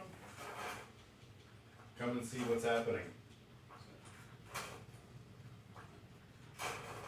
Seth? Yeah? Come here. This is what happens when we leave the lid up. Shit. No, look at the water. Yeah. It's going straight down. Yeah. We're learning. Brand new coffee pot, baby. Out of myself. That was a teachable moment. The old coffee pot we had up till a couple days ago, you could leave the lid up and it would work just fine. This new one, if you leave the lid up, the water just goes straight down and back into the water vestibule.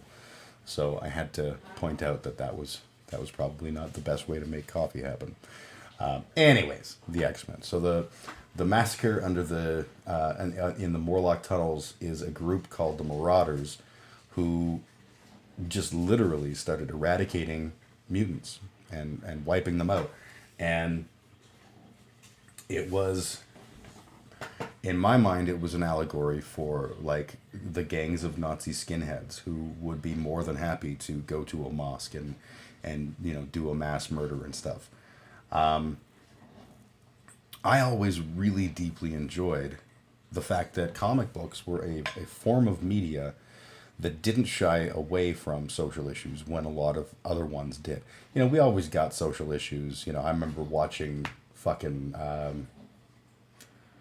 Different Strokes, and there was a whole episode of Different Strokes where the guy who was the boss on WKRP was a sexual predator and he was after the kids. That's a thing that they were always willing to sort of, take a stand on, or they do like anti-drug episodes of various sitcoms and shit.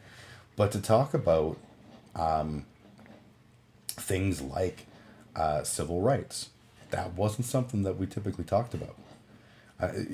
To add a little bit of context, the TV show Welcome Back, Kotter wasn't played in New York when it came out. And the reason was the idea of a mixed race high school was too controversial for New York television, even though it was based on the idea of, mixed race schools in New York. Just a fucking thing. I don't understand the world. I really don't.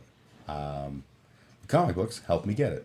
Comic books help me see that you could still be the person you wanted to be in a world that didn't necessarily care about that. I think that's a cool thing. And that's why I will always be an X-Men fan. I will always fight for the little guy and all that kind of stuff. It wasn't the mixed race part, it was the unisex bathroom that triggered them. The interesting thing is the bathroom has always been the place where conservatives feel the most attacked. And in the days of mixing of the races in schools, in the Deep South, they would write about like, well, what happens when some little brown girl sits on a toilet and then your sweet white child sits on it and gets herpes from it. That's a thing that people were upset about. Transition a little while later, and it's the queeros in the bathrooms trying to force rape you, and now it's the transvestites in the bathrooms to eat your children's vaginal parts. It's always about using bathrooms as this like place where bad things happen. And bad things do happen in bathroom. I don't think pooping is ever a good thing. It's a healthy, natural thing, but you shouldn't, hang out. It's not a thing where you should be like, you know what, I'm just gonna play with some poop. That's gross. You wouldn't do that. Bathrooms, that's where bad things happen. But not necessarily bad things involving your child getting eaten or raped or whatever. Like that's just a horseshit fallacy. They definitely the welcome. It took me a second to sort of put together what you were saying. Yeah, the welcome back Cotter was really offended at the idea of a mixed gender bathroom or a unisex bathroom. And it's funny because like I hear people complain about unisex bathrooms, and I've used many of them. Dickens, for example, has unisex bathrooms, and they say this one has urinals, this one doesn't. Okay, so I know if I want to use a urinal, I want to go to that one, and if I don't want to use a urinal, I can go to either. Sweet. In terms of like, if I go into what was traditionally viewed as the girls' bathroom, and I need to take a pee, and I go into a stall, no one's looking at my dick. No one's caring about what I'm doing. I'm just making the pee-pee happen. It doesn't fucking matter.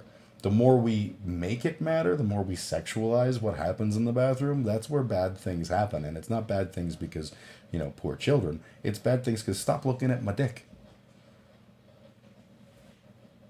Who enjoys looking at people's dicks?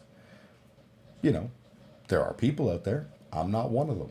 Who enjoys having their dick looked at? In the right context, I absolutely do. In a bathroom, not so much. And it's not because I'm, pure and modest, or it's not because I'm, too big or too small or too round or too green or whatever.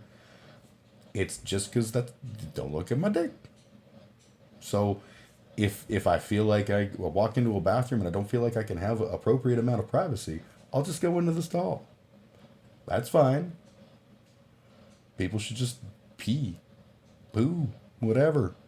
Probably that should be the things we do in the bathroom, and that be it. It's not, aside from women having social hour, because I'm not gonna be like, get out of the bathroom. You've had your 7 minutes. Funny or Die has an amazing satire music video on the idiocy of the bathroom argument. That does not surprise me. The bathroom argument is arguably the dumbest shit that's ever existed.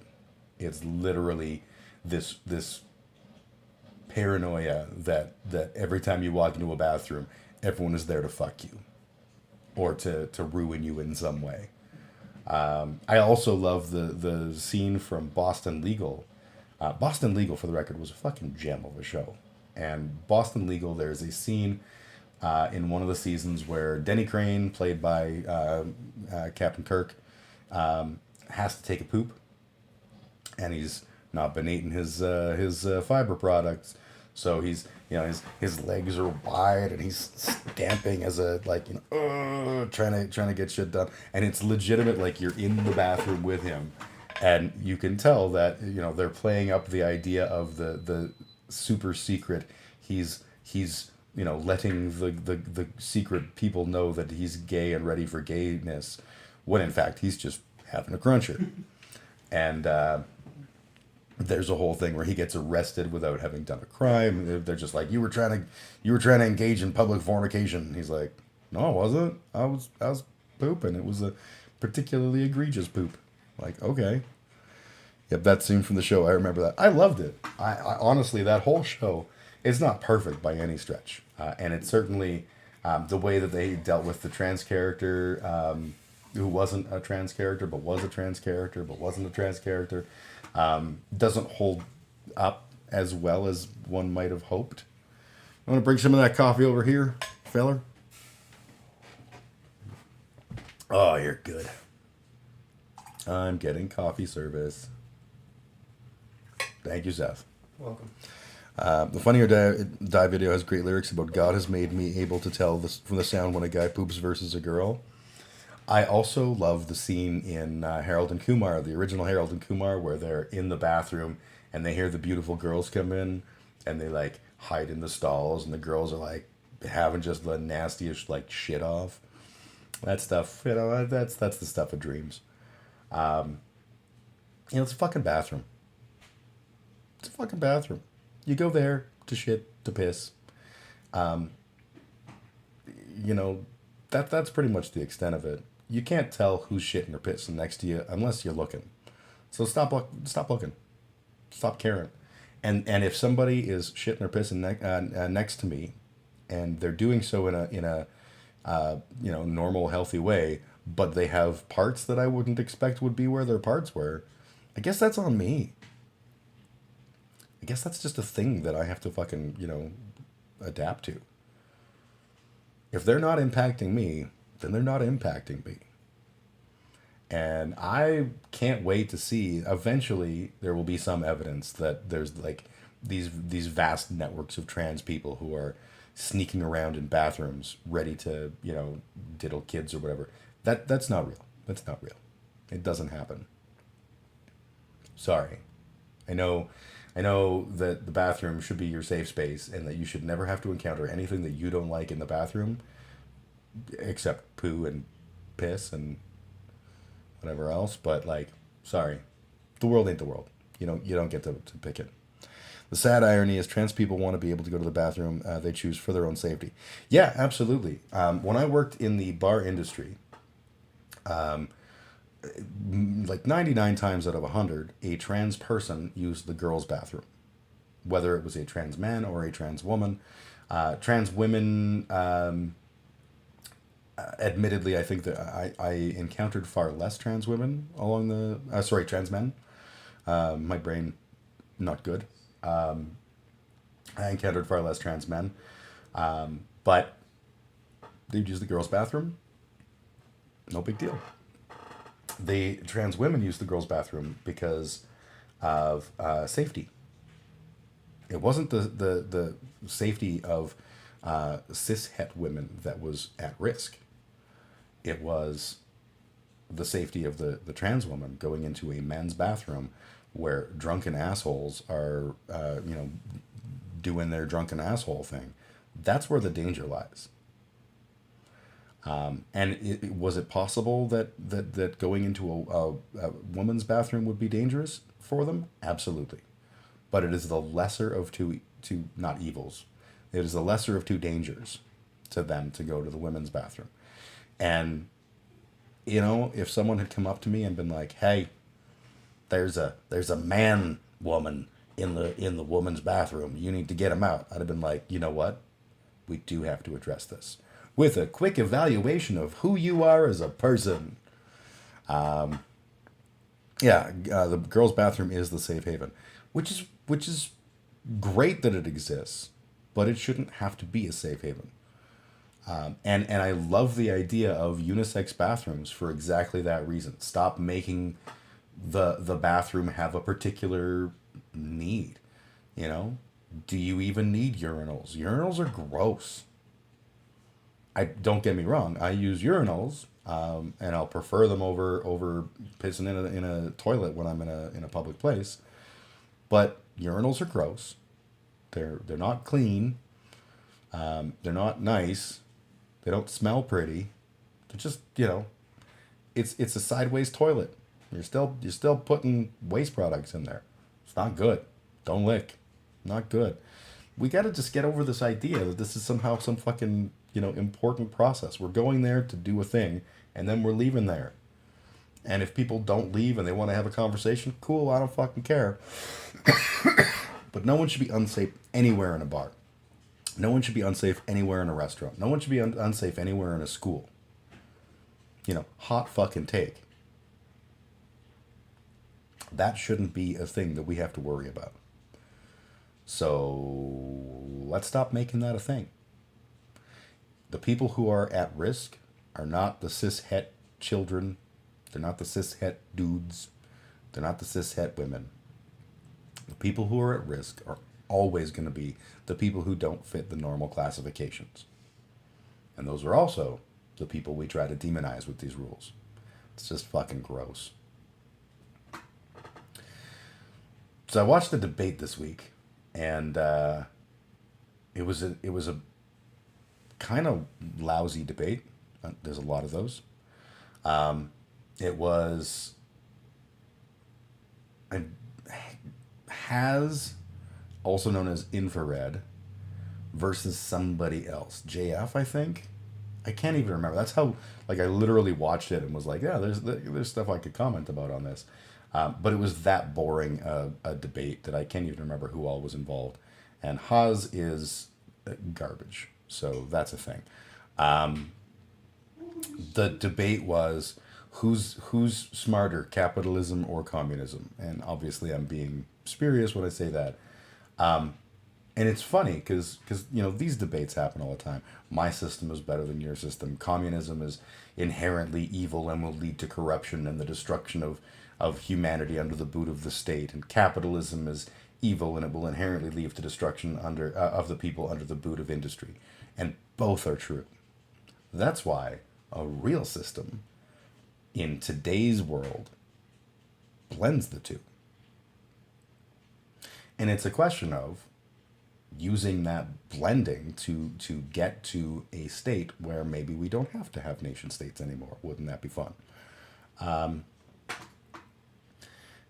The capitalist person is talking about how communism never nothing. There's no innovation because innovation comes from competition, and competition is exclusively a capitalist concept.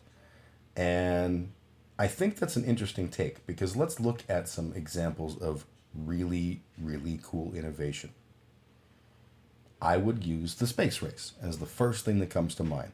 And the space race was definitely the product of capitalism because it was from America that the space race was won. And America is big fan of blending. Me too. I love mojitos. The space race was clearly, an example of American entrepreneurialism winning over the nastiness of Soviet Russian communism. Only was it? Let's look at that. So who was in space first? It was the commies. The commies were in space first. They were the ones that took it as an actual challenge and decided they would do it. And I don't know for sure, but I would imagine that the Americans were like, space? You can't go to space. That's a carpet painted by God, don't you know? And then when they saw that they hadn't got to space, they realized the threat that presented in the hands of the evil, Soviet Socialist Republic, and they decided that they had to engage in the space race, which is a race that had already been won. But okay, let's just pretend. So the government created NASA. I don't know about the timing or whatever. I'm not a historian of this, but they essentially, I think they created NASA and they funded the shit out of it so that got the best and brightest minds, and the best and brightest minds did a whole bunch of work, and they were all white cishet men, of course. Absolutely, that's you can't Google otherwise. But they came up with rockets that they were able to send animals up into space with and then retrieve, and then ultimately they got the first person on the moon, whoopity boo. And that's all really cool. Was that industry? Because I'm fairly certain that was the government funding this research and the government owning the means of production and the government bringing together the people so that they could do the things to get to space. That feels a lot less like idealistic capitalism, and it feels a lot more like socialism when the government is funding the project and the project is publicly owned. Sort of not capitalism. So the capitalist argument there is actually pretty weak. I would say that the real winners of the space race are Bezos and Richard Branson, because they took the evil socialism that had been done the creation of NASA and all of that. And they were like, "We can do this better and, well, not cheaper, but we'll do it ourselves." And they did. They spent their own billions and they built rockets and they went to space and landed on the moon and colonized the moon for Amazon. Oh wait, no, that's not true. What they did was they made really big planes that would get them closer to space. That's cool. Bezos's was shaped like a schlong. That's cool. Oh, and did they do it all out of their own pocket? No, they got a vast amount of money from the government for this. Bullshit. The more I think about it, the more I think maybe the space race wasn't a good allegory for how capitalism breeds innovation and takes us to the stars. That's weird.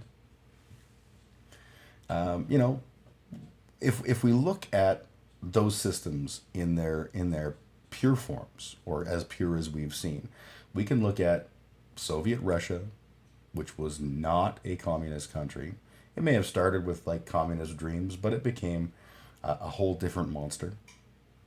And then we have America, which essentially really was the closest thing to a pure capitalist society we had, right up until that destroyed them utterly, and Roosevelt had to create the New Deal, which was, let's do some socialism around the edges so that, people didn't die all the time. And now you look at what countries are doing best. And those countries often have a mix of both systems. They encourage private industry with its innovation and its coolio, stick-to-itive gumption and all that shit. And also, they offer social programming to protect people. Because it turns out the invisible hand is bullshit.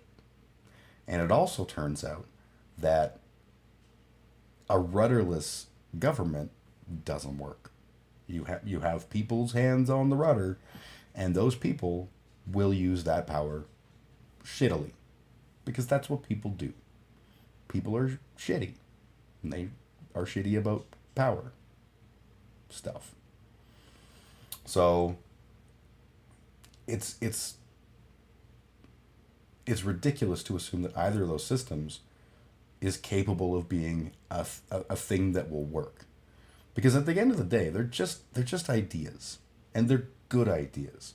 And if you read Adam Smith's book and you read Karl Marx's book, you find out they're not that dissimilar.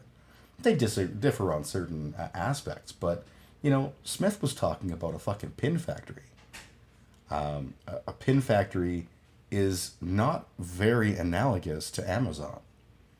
And the concepts that he was talking about don't work. Even at the time when he wrote the book, you can look at like the British East India Company or the Hudson's Bay Company or any of these like gigantic, massive multinational corporations that existed at the time, and go, yeah, those whole pin manufactory allegory things, they don't work so good. It's kind of like, in my mind, how quantum mechanics and I can't think of the normal laws of physics, whatever the fuck they call those, are at odds. If you use those normal physics things that we would do to do predictions at the quantum scale, everything fucks up and fails. And if we do the stuff that makes the quantum mechanics, quantum physics work at the quantum scale, and you apply it to the big objects, everything fucks up. And that's why we're looking for the one true science that will, the one science to bring them all, and in the darkness bind them. But we haven't found it yet, right? It's the same. We're all, where we're at right now is we're all in transition as people, as societies. And it's a question of how far along on that transition we are. I believe our end state should be liberty. Our end state should be no government, just people altruistically walking through life, doing the good things and working where it makes sense, and automation doing a lot of the heavy lifting, and all that kind of good jibber jabber blah blah. Cool. That's what we should be moving towards. And I think we are. But I also think that that's a socialist paradigm. If that's a capitalist paradigm that we get to there, what it means is there will be one person or one small group of people owning all of the means of production, and with no need for human workers, there is no need for humans. And who's going to feed them? And if you go, well, yeah, the government will feed people out of the the taxes they get from the big companies. Oh, really? Those big companies that pay how much in taxes? That's going to happen? I don't fucking think so. If we leave capitalism to its ends, we will not get to where we need to be. Likewise, if we tried to be like altogether commie, I don't think we would get to where we need to be, because we would not, there is a certain argument to be said for the fact that Bezos and people like him have propelled us in some of these areas forward. Certainly when it comes to business automation. I'm not going to take that away from him. I think he's a prick, but he's part of that equation. And it's not just him, and it's not even Henry Ford. It's we've always been about trying to do better with less, or more with less. And that's a sort of core concept in the capitalist world, is that if Joey makes bow ties and it costs him $30 per bow tie to make one, and I come along and I've got a spinning Jenny and I can do a bow tie for $25, well, I'm a better competitor. And then along comes some guy who can digitally print a bow tie for $2, and isn't he better than me? And then there's some guy who owns a corporation in China that just pays people slave labor wages, and they can do 700 bow ties for a nickel.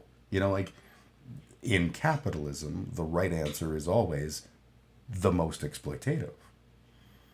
In communism, the right answer is always theoretically the one that benefits the most people. So some blend is kind of what ends up happening in the really real world when we want to be in the really real world and have really real world stuff happen. You have some social programming, you have some innovation through industry, you have some innovation through government ownership and through funding. I'll give you another example of a government-funded technology. It'd be, the internet. Internet started off as a communications mechanism between like the DoD and researchers in education. And it was largely funded and propelled forward by the government. And the government then sort of made it essentially an accessible concept so that people who were not the government could take part. And, people could write their own things like Jughead and Archie and Betty and Veronica. And yes, I'm naming Riverdale gang people, but also important technologies of days gone by that would eventually lead us to the world where I can stream to you on a Saturday afternoon from my kitchen table while drinking coffee. All of those things started with this concept from the DoD and education working together to do evil things, because that's, the DoD doesn't do good things. They're not about, let's fund goodness. No. So, honestly, that's why these debates always sort of suck, is because taking as writ that one system is better than the other is the problem. Capitalism isn't better than communism, because capitalism is doomed for failure in the same way. And capitalism will be ultimately ineffective at doing what it sets out to do in the same way. That's why my money is on the mixed bag, where you say, okay, let's allow some of those things and some of the things from the other guy. And together, those two systems will protect us as best as possible. Now, that doesn't work with being a libertarian socialist, but that's the pragmatic part of this is the world we live in, and we have to get to the world I want to be. And in order to do that, we can't just turn to one or the other. We need both. Capitalism combined with communism is the future. I think ultimately the future is not even that. It is world government, and it is far less government. World government acting merely as a body that manages the spread of resources and manages any interpersonal conflicts at that level and stuff. I don't believe in nation states. I don't believe in borders. I don't believe in any of these things. And the further we go down the capitalist dream of having no workers and everything being automated, the more practical a reality that's going to be. Our future is Star Trek or Star Wars. Neither. It's Marvel. Our future is very rhombus, actually.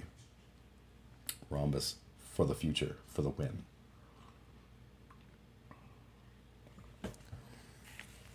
When we try and compare those two systems, there's value in comparing them, absolutely. But with that inherent bias that one of them is right and the other one is wrong, well, that's just silly. Capitalism did some cool shit. I may be a leftist, but capitalism did some cool shit. But so did socialism. Rhombus appreciate equilateral views. Yes, absolutely. And not all views have to go in the same direction.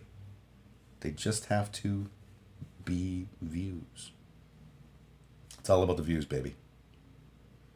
Views, subs, likes, shares, follows. It's all about the views. Oh, me. Oh, we should do our daily rhombus. Did I even plan out a daily rhombus? I think I did. Okay, our weekly rhombus. Fuck. We can do the weekly rhombus.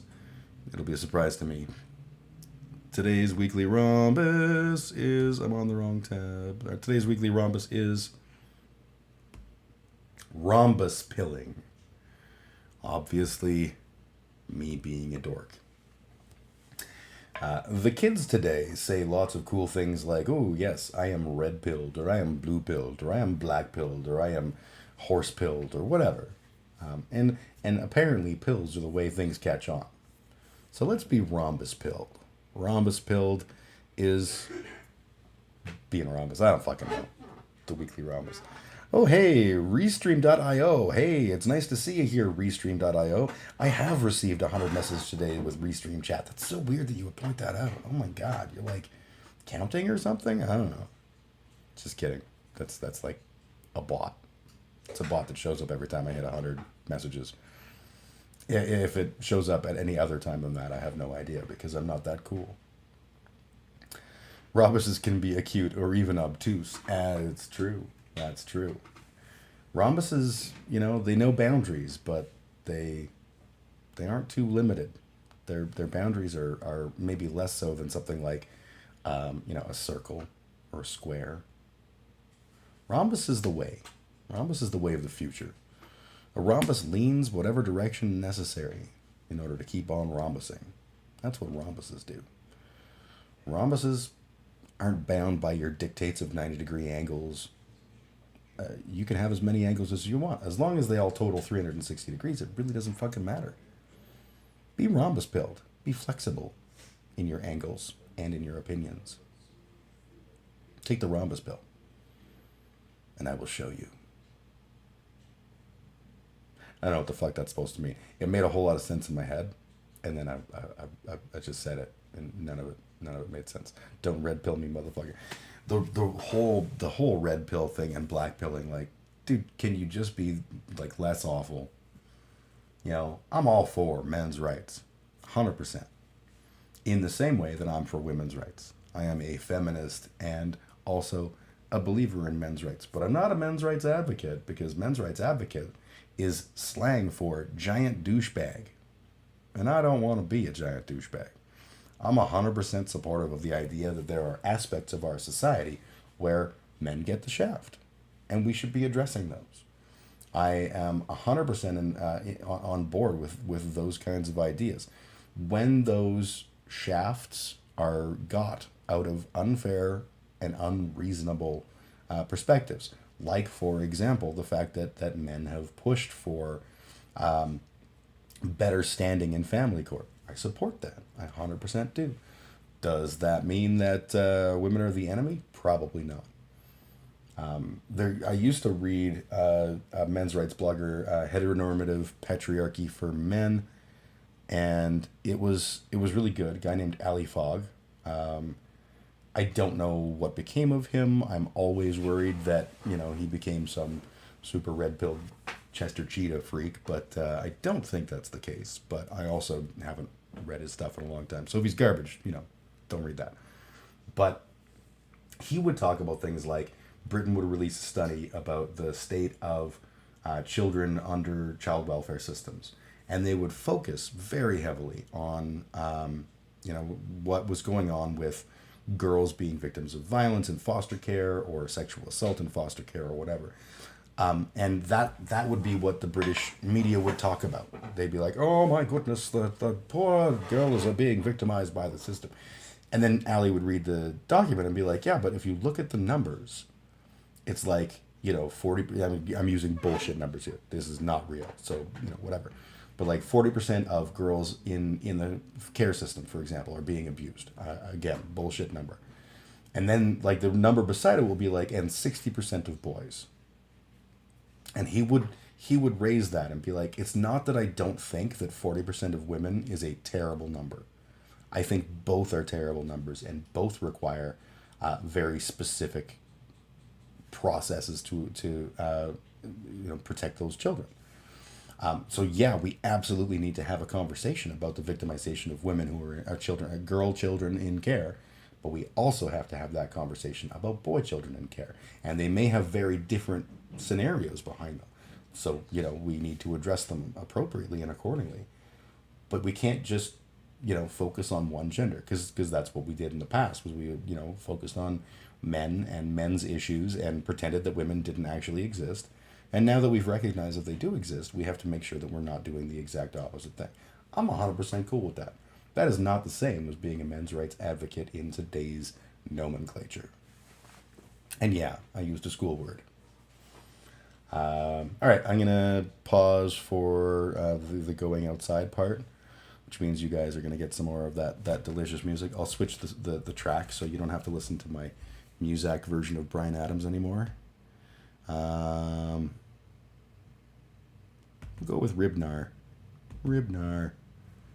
A song I wrote halfway one night while listening to a debate who is like a super conservative named Rob Knorr. And yeah, so sorry about your luck. That's what we're going to do. And when I get back, we can talk about some more stuff. I can do the karaoke, whatever we want to do. I'm good. I'm easy. Easy like Sunday morning. All right. Thing on face.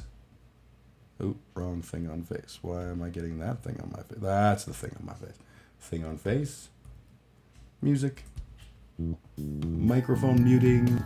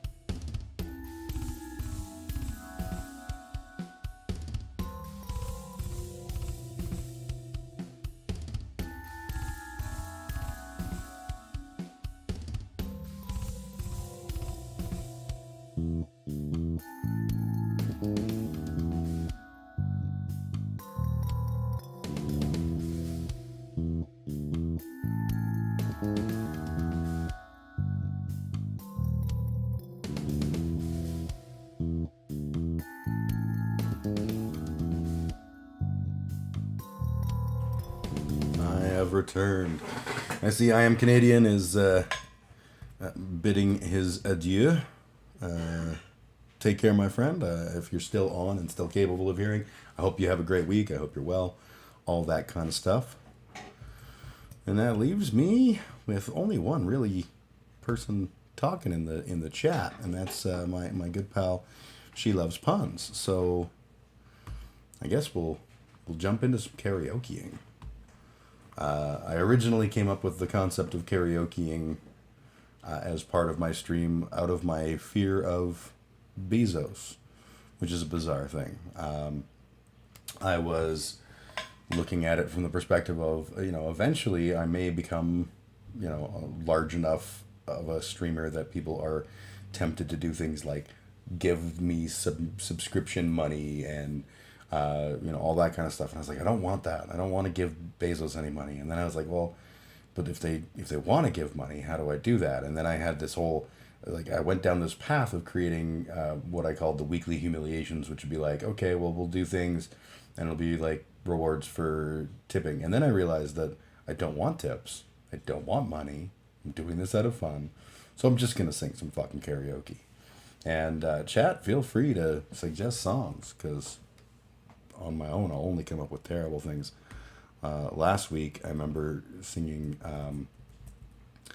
whatchamacallit, Love Bites by Def Leppard. So, if you're not careful, that's what I'll end up doing. What's a good song to start things off with? I hate Meatloaf. Maybe Paradise by the Dashboard Light. I genuinely hate Meatloaf. If you're new to this, it's going to be awful. That's the rules. So, sorry, not sorry.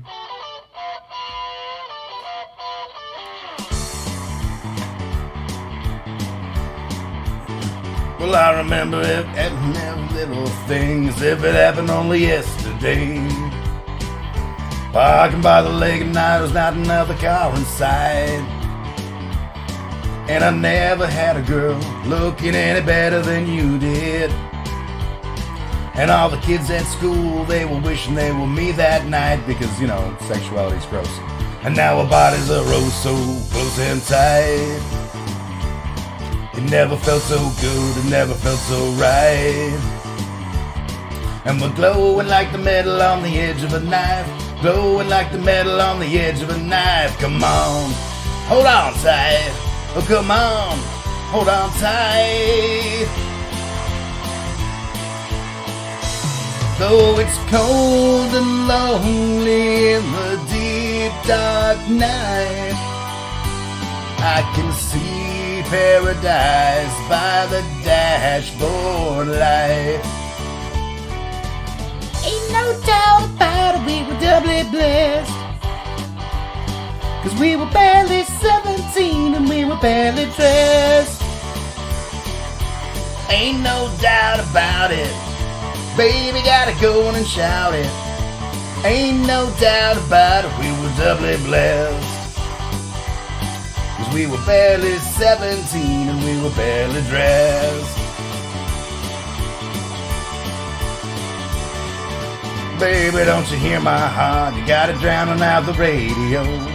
Song is like, gross. Moved so long for you to come along and have some fun. It's like date rape in a can. Gotta let you know, no, you're never gonna regret it.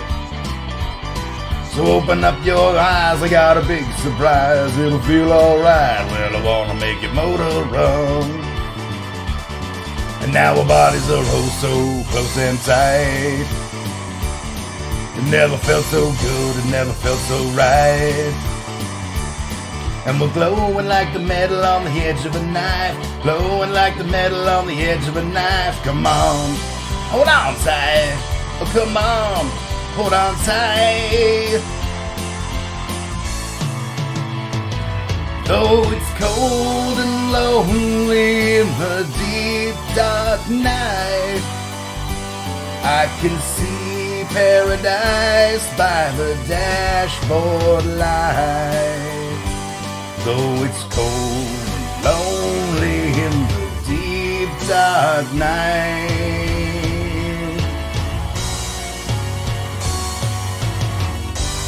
paradise by the dashboard light. You gotta do what you can and let Mother Nature do the rest. Ain't no doubt about it, we were doubly blessed. 'Cause we were barely 17 and we were barely. We're gonna go all the way tonight, we're gonna go all the way tonight. We're gonna go all the way tonight, we're gonna go all the way tonight. Gonna go all the way tonight, we're gonna go all the way tonight. Gonna go all the way tonight, we're gonna go all the way tonight. Oh ah, oh oh Okay, here we go. Oh, it's gonna do the. Is it doing that? Okay, I'm gonna do the. Look at him go! This boy can really fly! Here's rounding first and really turning it on.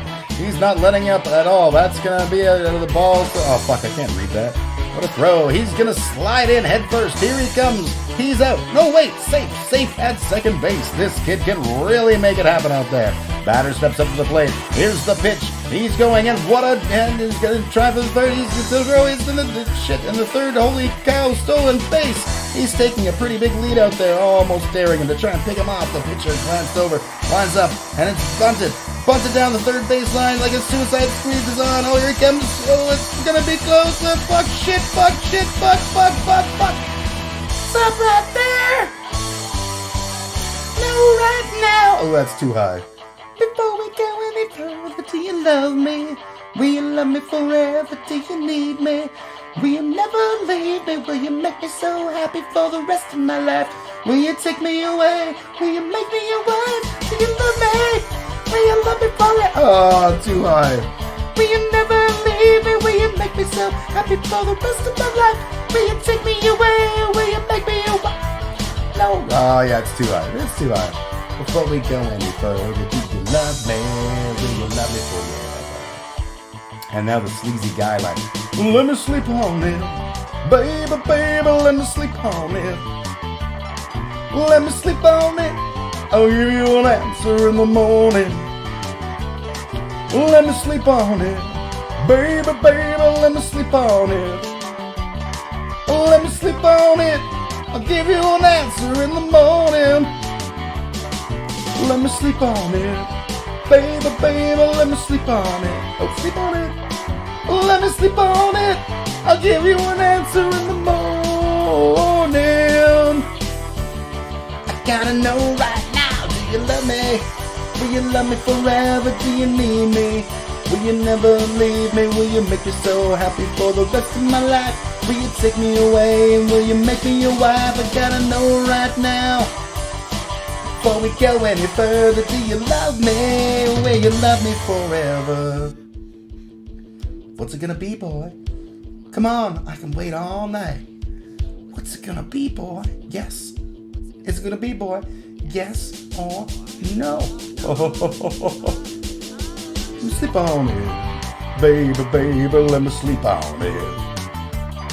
Let me sleep on it. I'll give you an answer in the morning. I gotta know right now. Let me sleep on it. Baby, baby, let me sleep on it. Let me sleep on it. I'll give you an answer in the morning.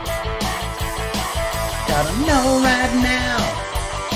Before we go any further, do you love me? Will you love me forever? Let me sleep on it. Will you love me forever? Let me sleep on it.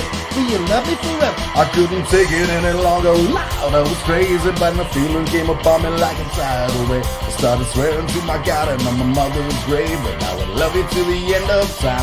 I swore I would love you till the end of time. So now I'm praying for the end of time. So hurry up, stream interrupted on YouTube. Ha ha. A minute with you, I don't think that I can really survive.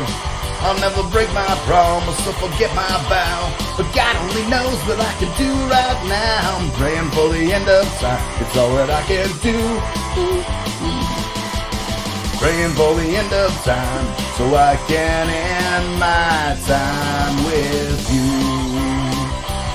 Well, it was long ago and it was far away, and it was so much better than it is today. Well, it was long ago and it was far away, and it was so much better than it is today. It was long ago and it was far away, and it was so much better than it is today. Well, it was long ago and it was far away, and it was so much better than it is today. Oh shit, how long is that gonna go on? Well, I've had enough of that. For the record, that's a terrible fucking song. Terrible fucking song. Like, what is the message there? Like, so horny dude is like, baby, well, let's do the love making. And the girl's like, but you love and respect me. And the guy's like, maybe. And she's like, hang on. Do you love and respect me? Maybe. We're not doing this if you can't be like, yeah, I love and respect you. Okay, I love and respect you. Yay, we're getting married. Well, I guess I have to now. And now I'm miserable for the rest of my natural life because, you know, women are evil and all that kind of shit. Like, gross fucking message, the whole song. And yet, you do that in a karaoke bar, you get some, you know, girl and guy singing this lovely song to each other, and it's a smash fucking hit. I hate that. All right, let's do something a little bit better. What's a good karaoke song I can do? I don't even think anyone's watching right now. I don't care. I'll sing it. Fuck y'all. Or you know, don't if you don't want to. Let's see. I'm gonna do something like more my speed. What is my speed? I don't even know what my speed is. Shit. Let's see what Dead Kennedy songs they have. Holiday in Cambodia. Not getting caught on that one. Haha, nice try, folks. Those lyrics have not aged well. Let's Lynch the Landlord. I think I already did that one before. Yeah.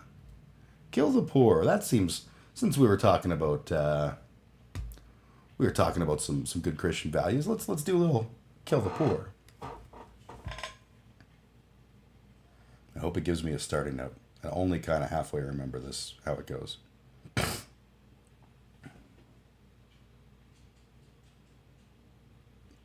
Efficiency and progress is ours once more. Now that we have a neutron bomb, it's nice and quick and clean and gets things done. Away with excess as enemy, but no less value to property. No sense in war, but perfect sense at home.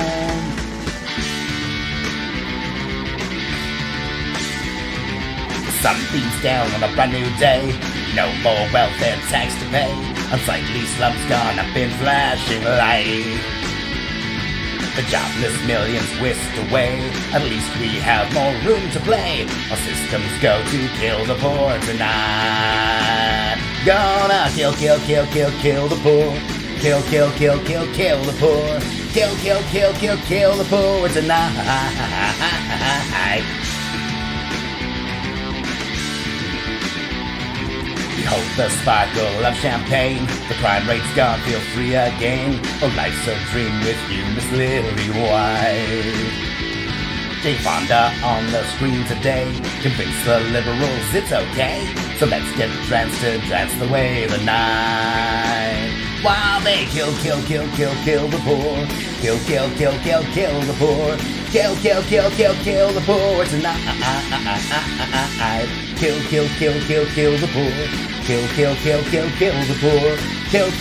poor. Kill the poor tonight.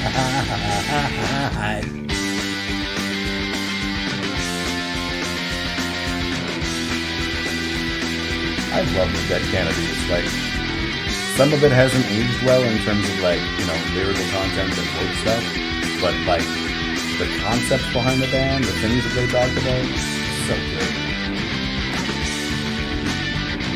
Behold the sparkle of champagne. The crime rate's gone, feel free again. Oh, life's a dream with you, Miss Lily White.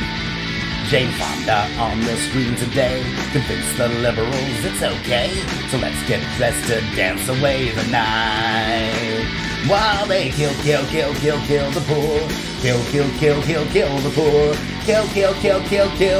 tonight. Kill the poor. Kill the poor. Kill the poor tonight. Kill the poor.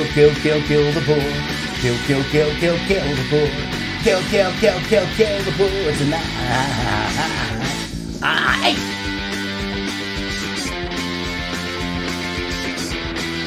That was a good choice. That made me happy. So let's do something that doesn't make me happy. Yeah. There we go. This will not make me happy. Sheryl Crow, if it makes you happy.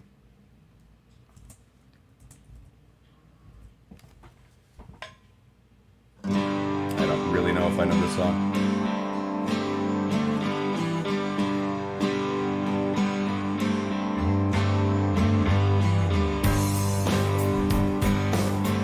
Yeah, I'm drawing a blank on the beginning. Getting along and... Oh, no, this sounds... No. Seemed like a funny idea, but I don't know the fucking song, so... What else has happy in the title that maybe I know? Because I'm happy. That's probably not what I meant.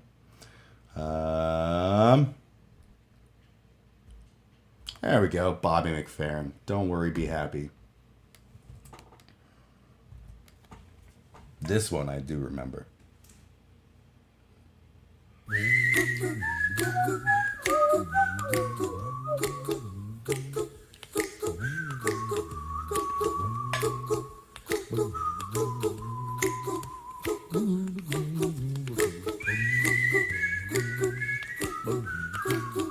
So for the record, I'm probably not going to be on YouTube anymore because I think they would have probably given me another copyright strike there. We'll see. Here's a little song I wrote. You might want to sing it note for note. Don't worry. Be happy. In every life we have some trouble. When you worry, you make it double. Don't worry. Be happy. Don't worry. Be happy now.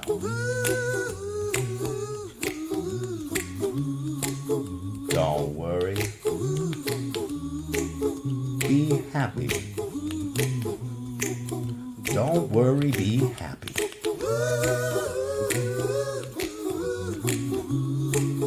Don't worry, be happy. Don't worry, be happy. Got no place to lay your head. Somebody came and took your bed. Don't worry, be happy. This is a terrible song. Landlord say your rent is late. He may have to litigate. But don't worry, be happy. Look at me, I'm happy.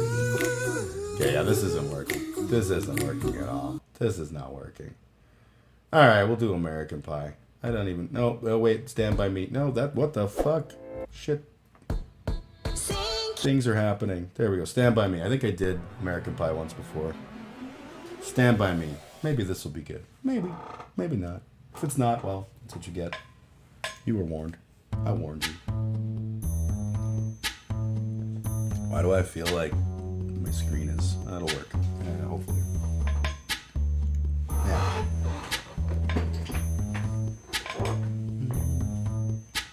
When the night has come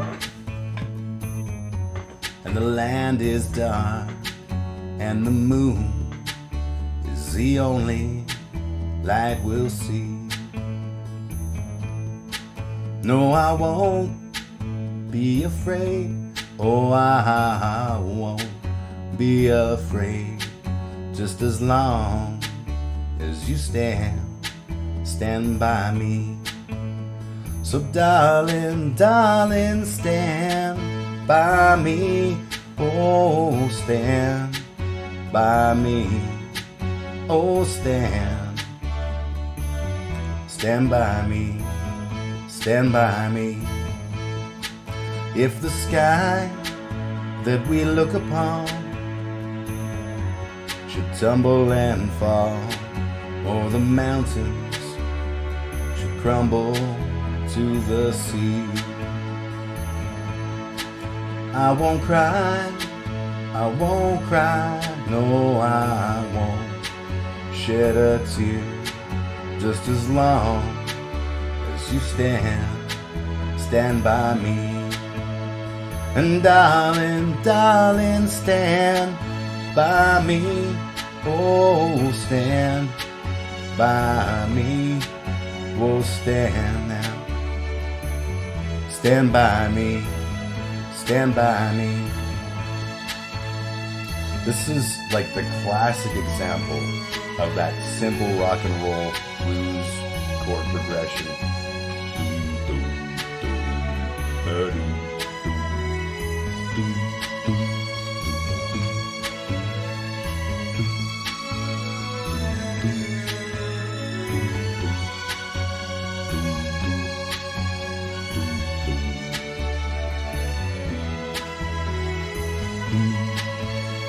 And darling, darling, stand by me.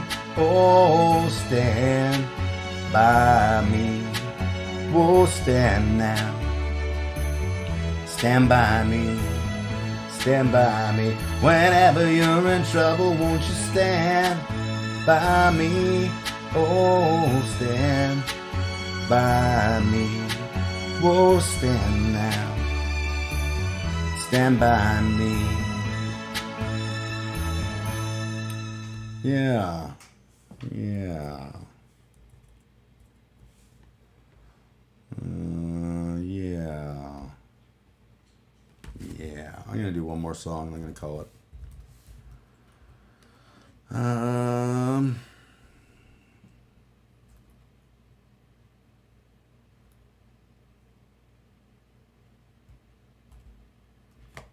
We'll try Lake of Fire. Why not?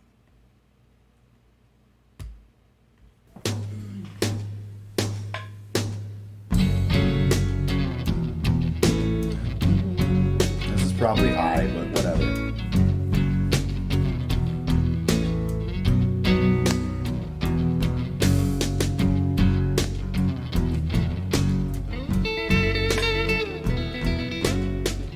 Where do bad folks go when they die? They don't go to heaven where the angels fly. Go to a lake of fire and fry. See 'em again till the 4th of July.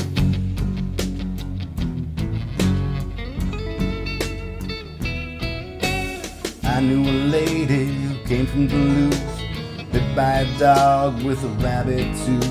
She went to a grave just a little too soon, flew away howling on the yellow moon. Where do bad folks go when they die? They don't go to heaven where the angels fly. Go to a lake of fire and fry. See them again till the 4th of July.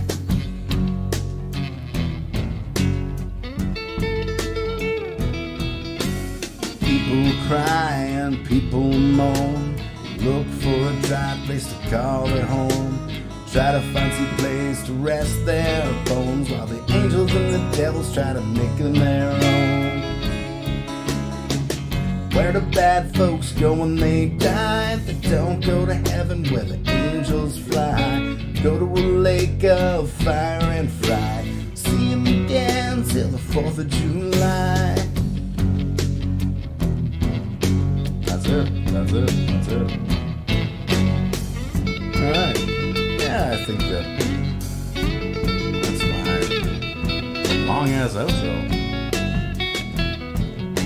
Oh, we'll let it play. Nirvana rules. I don't think anyone's watching, but if you're watching, thanks for watching. If you're not watching, you don't see what I'm saying. You're not the boss of me. You're not my real dad. Anyways, I'm Big Ugly Jim. I do this usually once a week. There we go. I usually do this once a week. And, Thank you. Thanks for time. Thank you. it's fun. I think it's fun. You don't have to think it's fun. But if you don't think it's fun, what the fuck are you doing here? Really? What's the point? For real. What would Jesus say? He would look at you not having fun and think, you know, I, Jesus, invented the internet.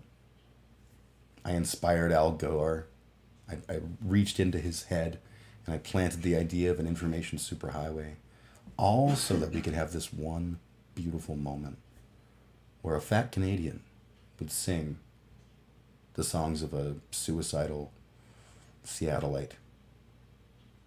And you don't even care. And he would smite you. He would reach down from on high and he would smite you. Do you want to be smitten? I didn't think so. Yeah, I don't know. I'm a weird guy. That's what I do. That's what I do. It's fun. I get kicks out of it. If you're watching the stream and you haven't done so before, you know, maybe click the follow or the subscribe on YouTube. If you want, that'd be cool. We'll see you again sometime. I am a small streaming Andy, the smallest small streaming Andy. I probably always will be, and that's okay. I do this out of shits and giggles. I'm not trying to, you know, be Hassan. Or worse yet, Jimmy Dore. I just like chatting sometimes. And particularly these days with the pandemic raging all around us, you know, it's fun to reach out and touch someone sometimes. And before anyone goes, the pandemic, that's even over. 2 of my children in my house have the COVID. So, over my ass. Anyways, I need to go hoard toilet paper and, you know, not wear a mask in public and lick people. So, it sounds like a good day. It's going to be fun. May the Lord bless you and keep you and, you know, all that stuff.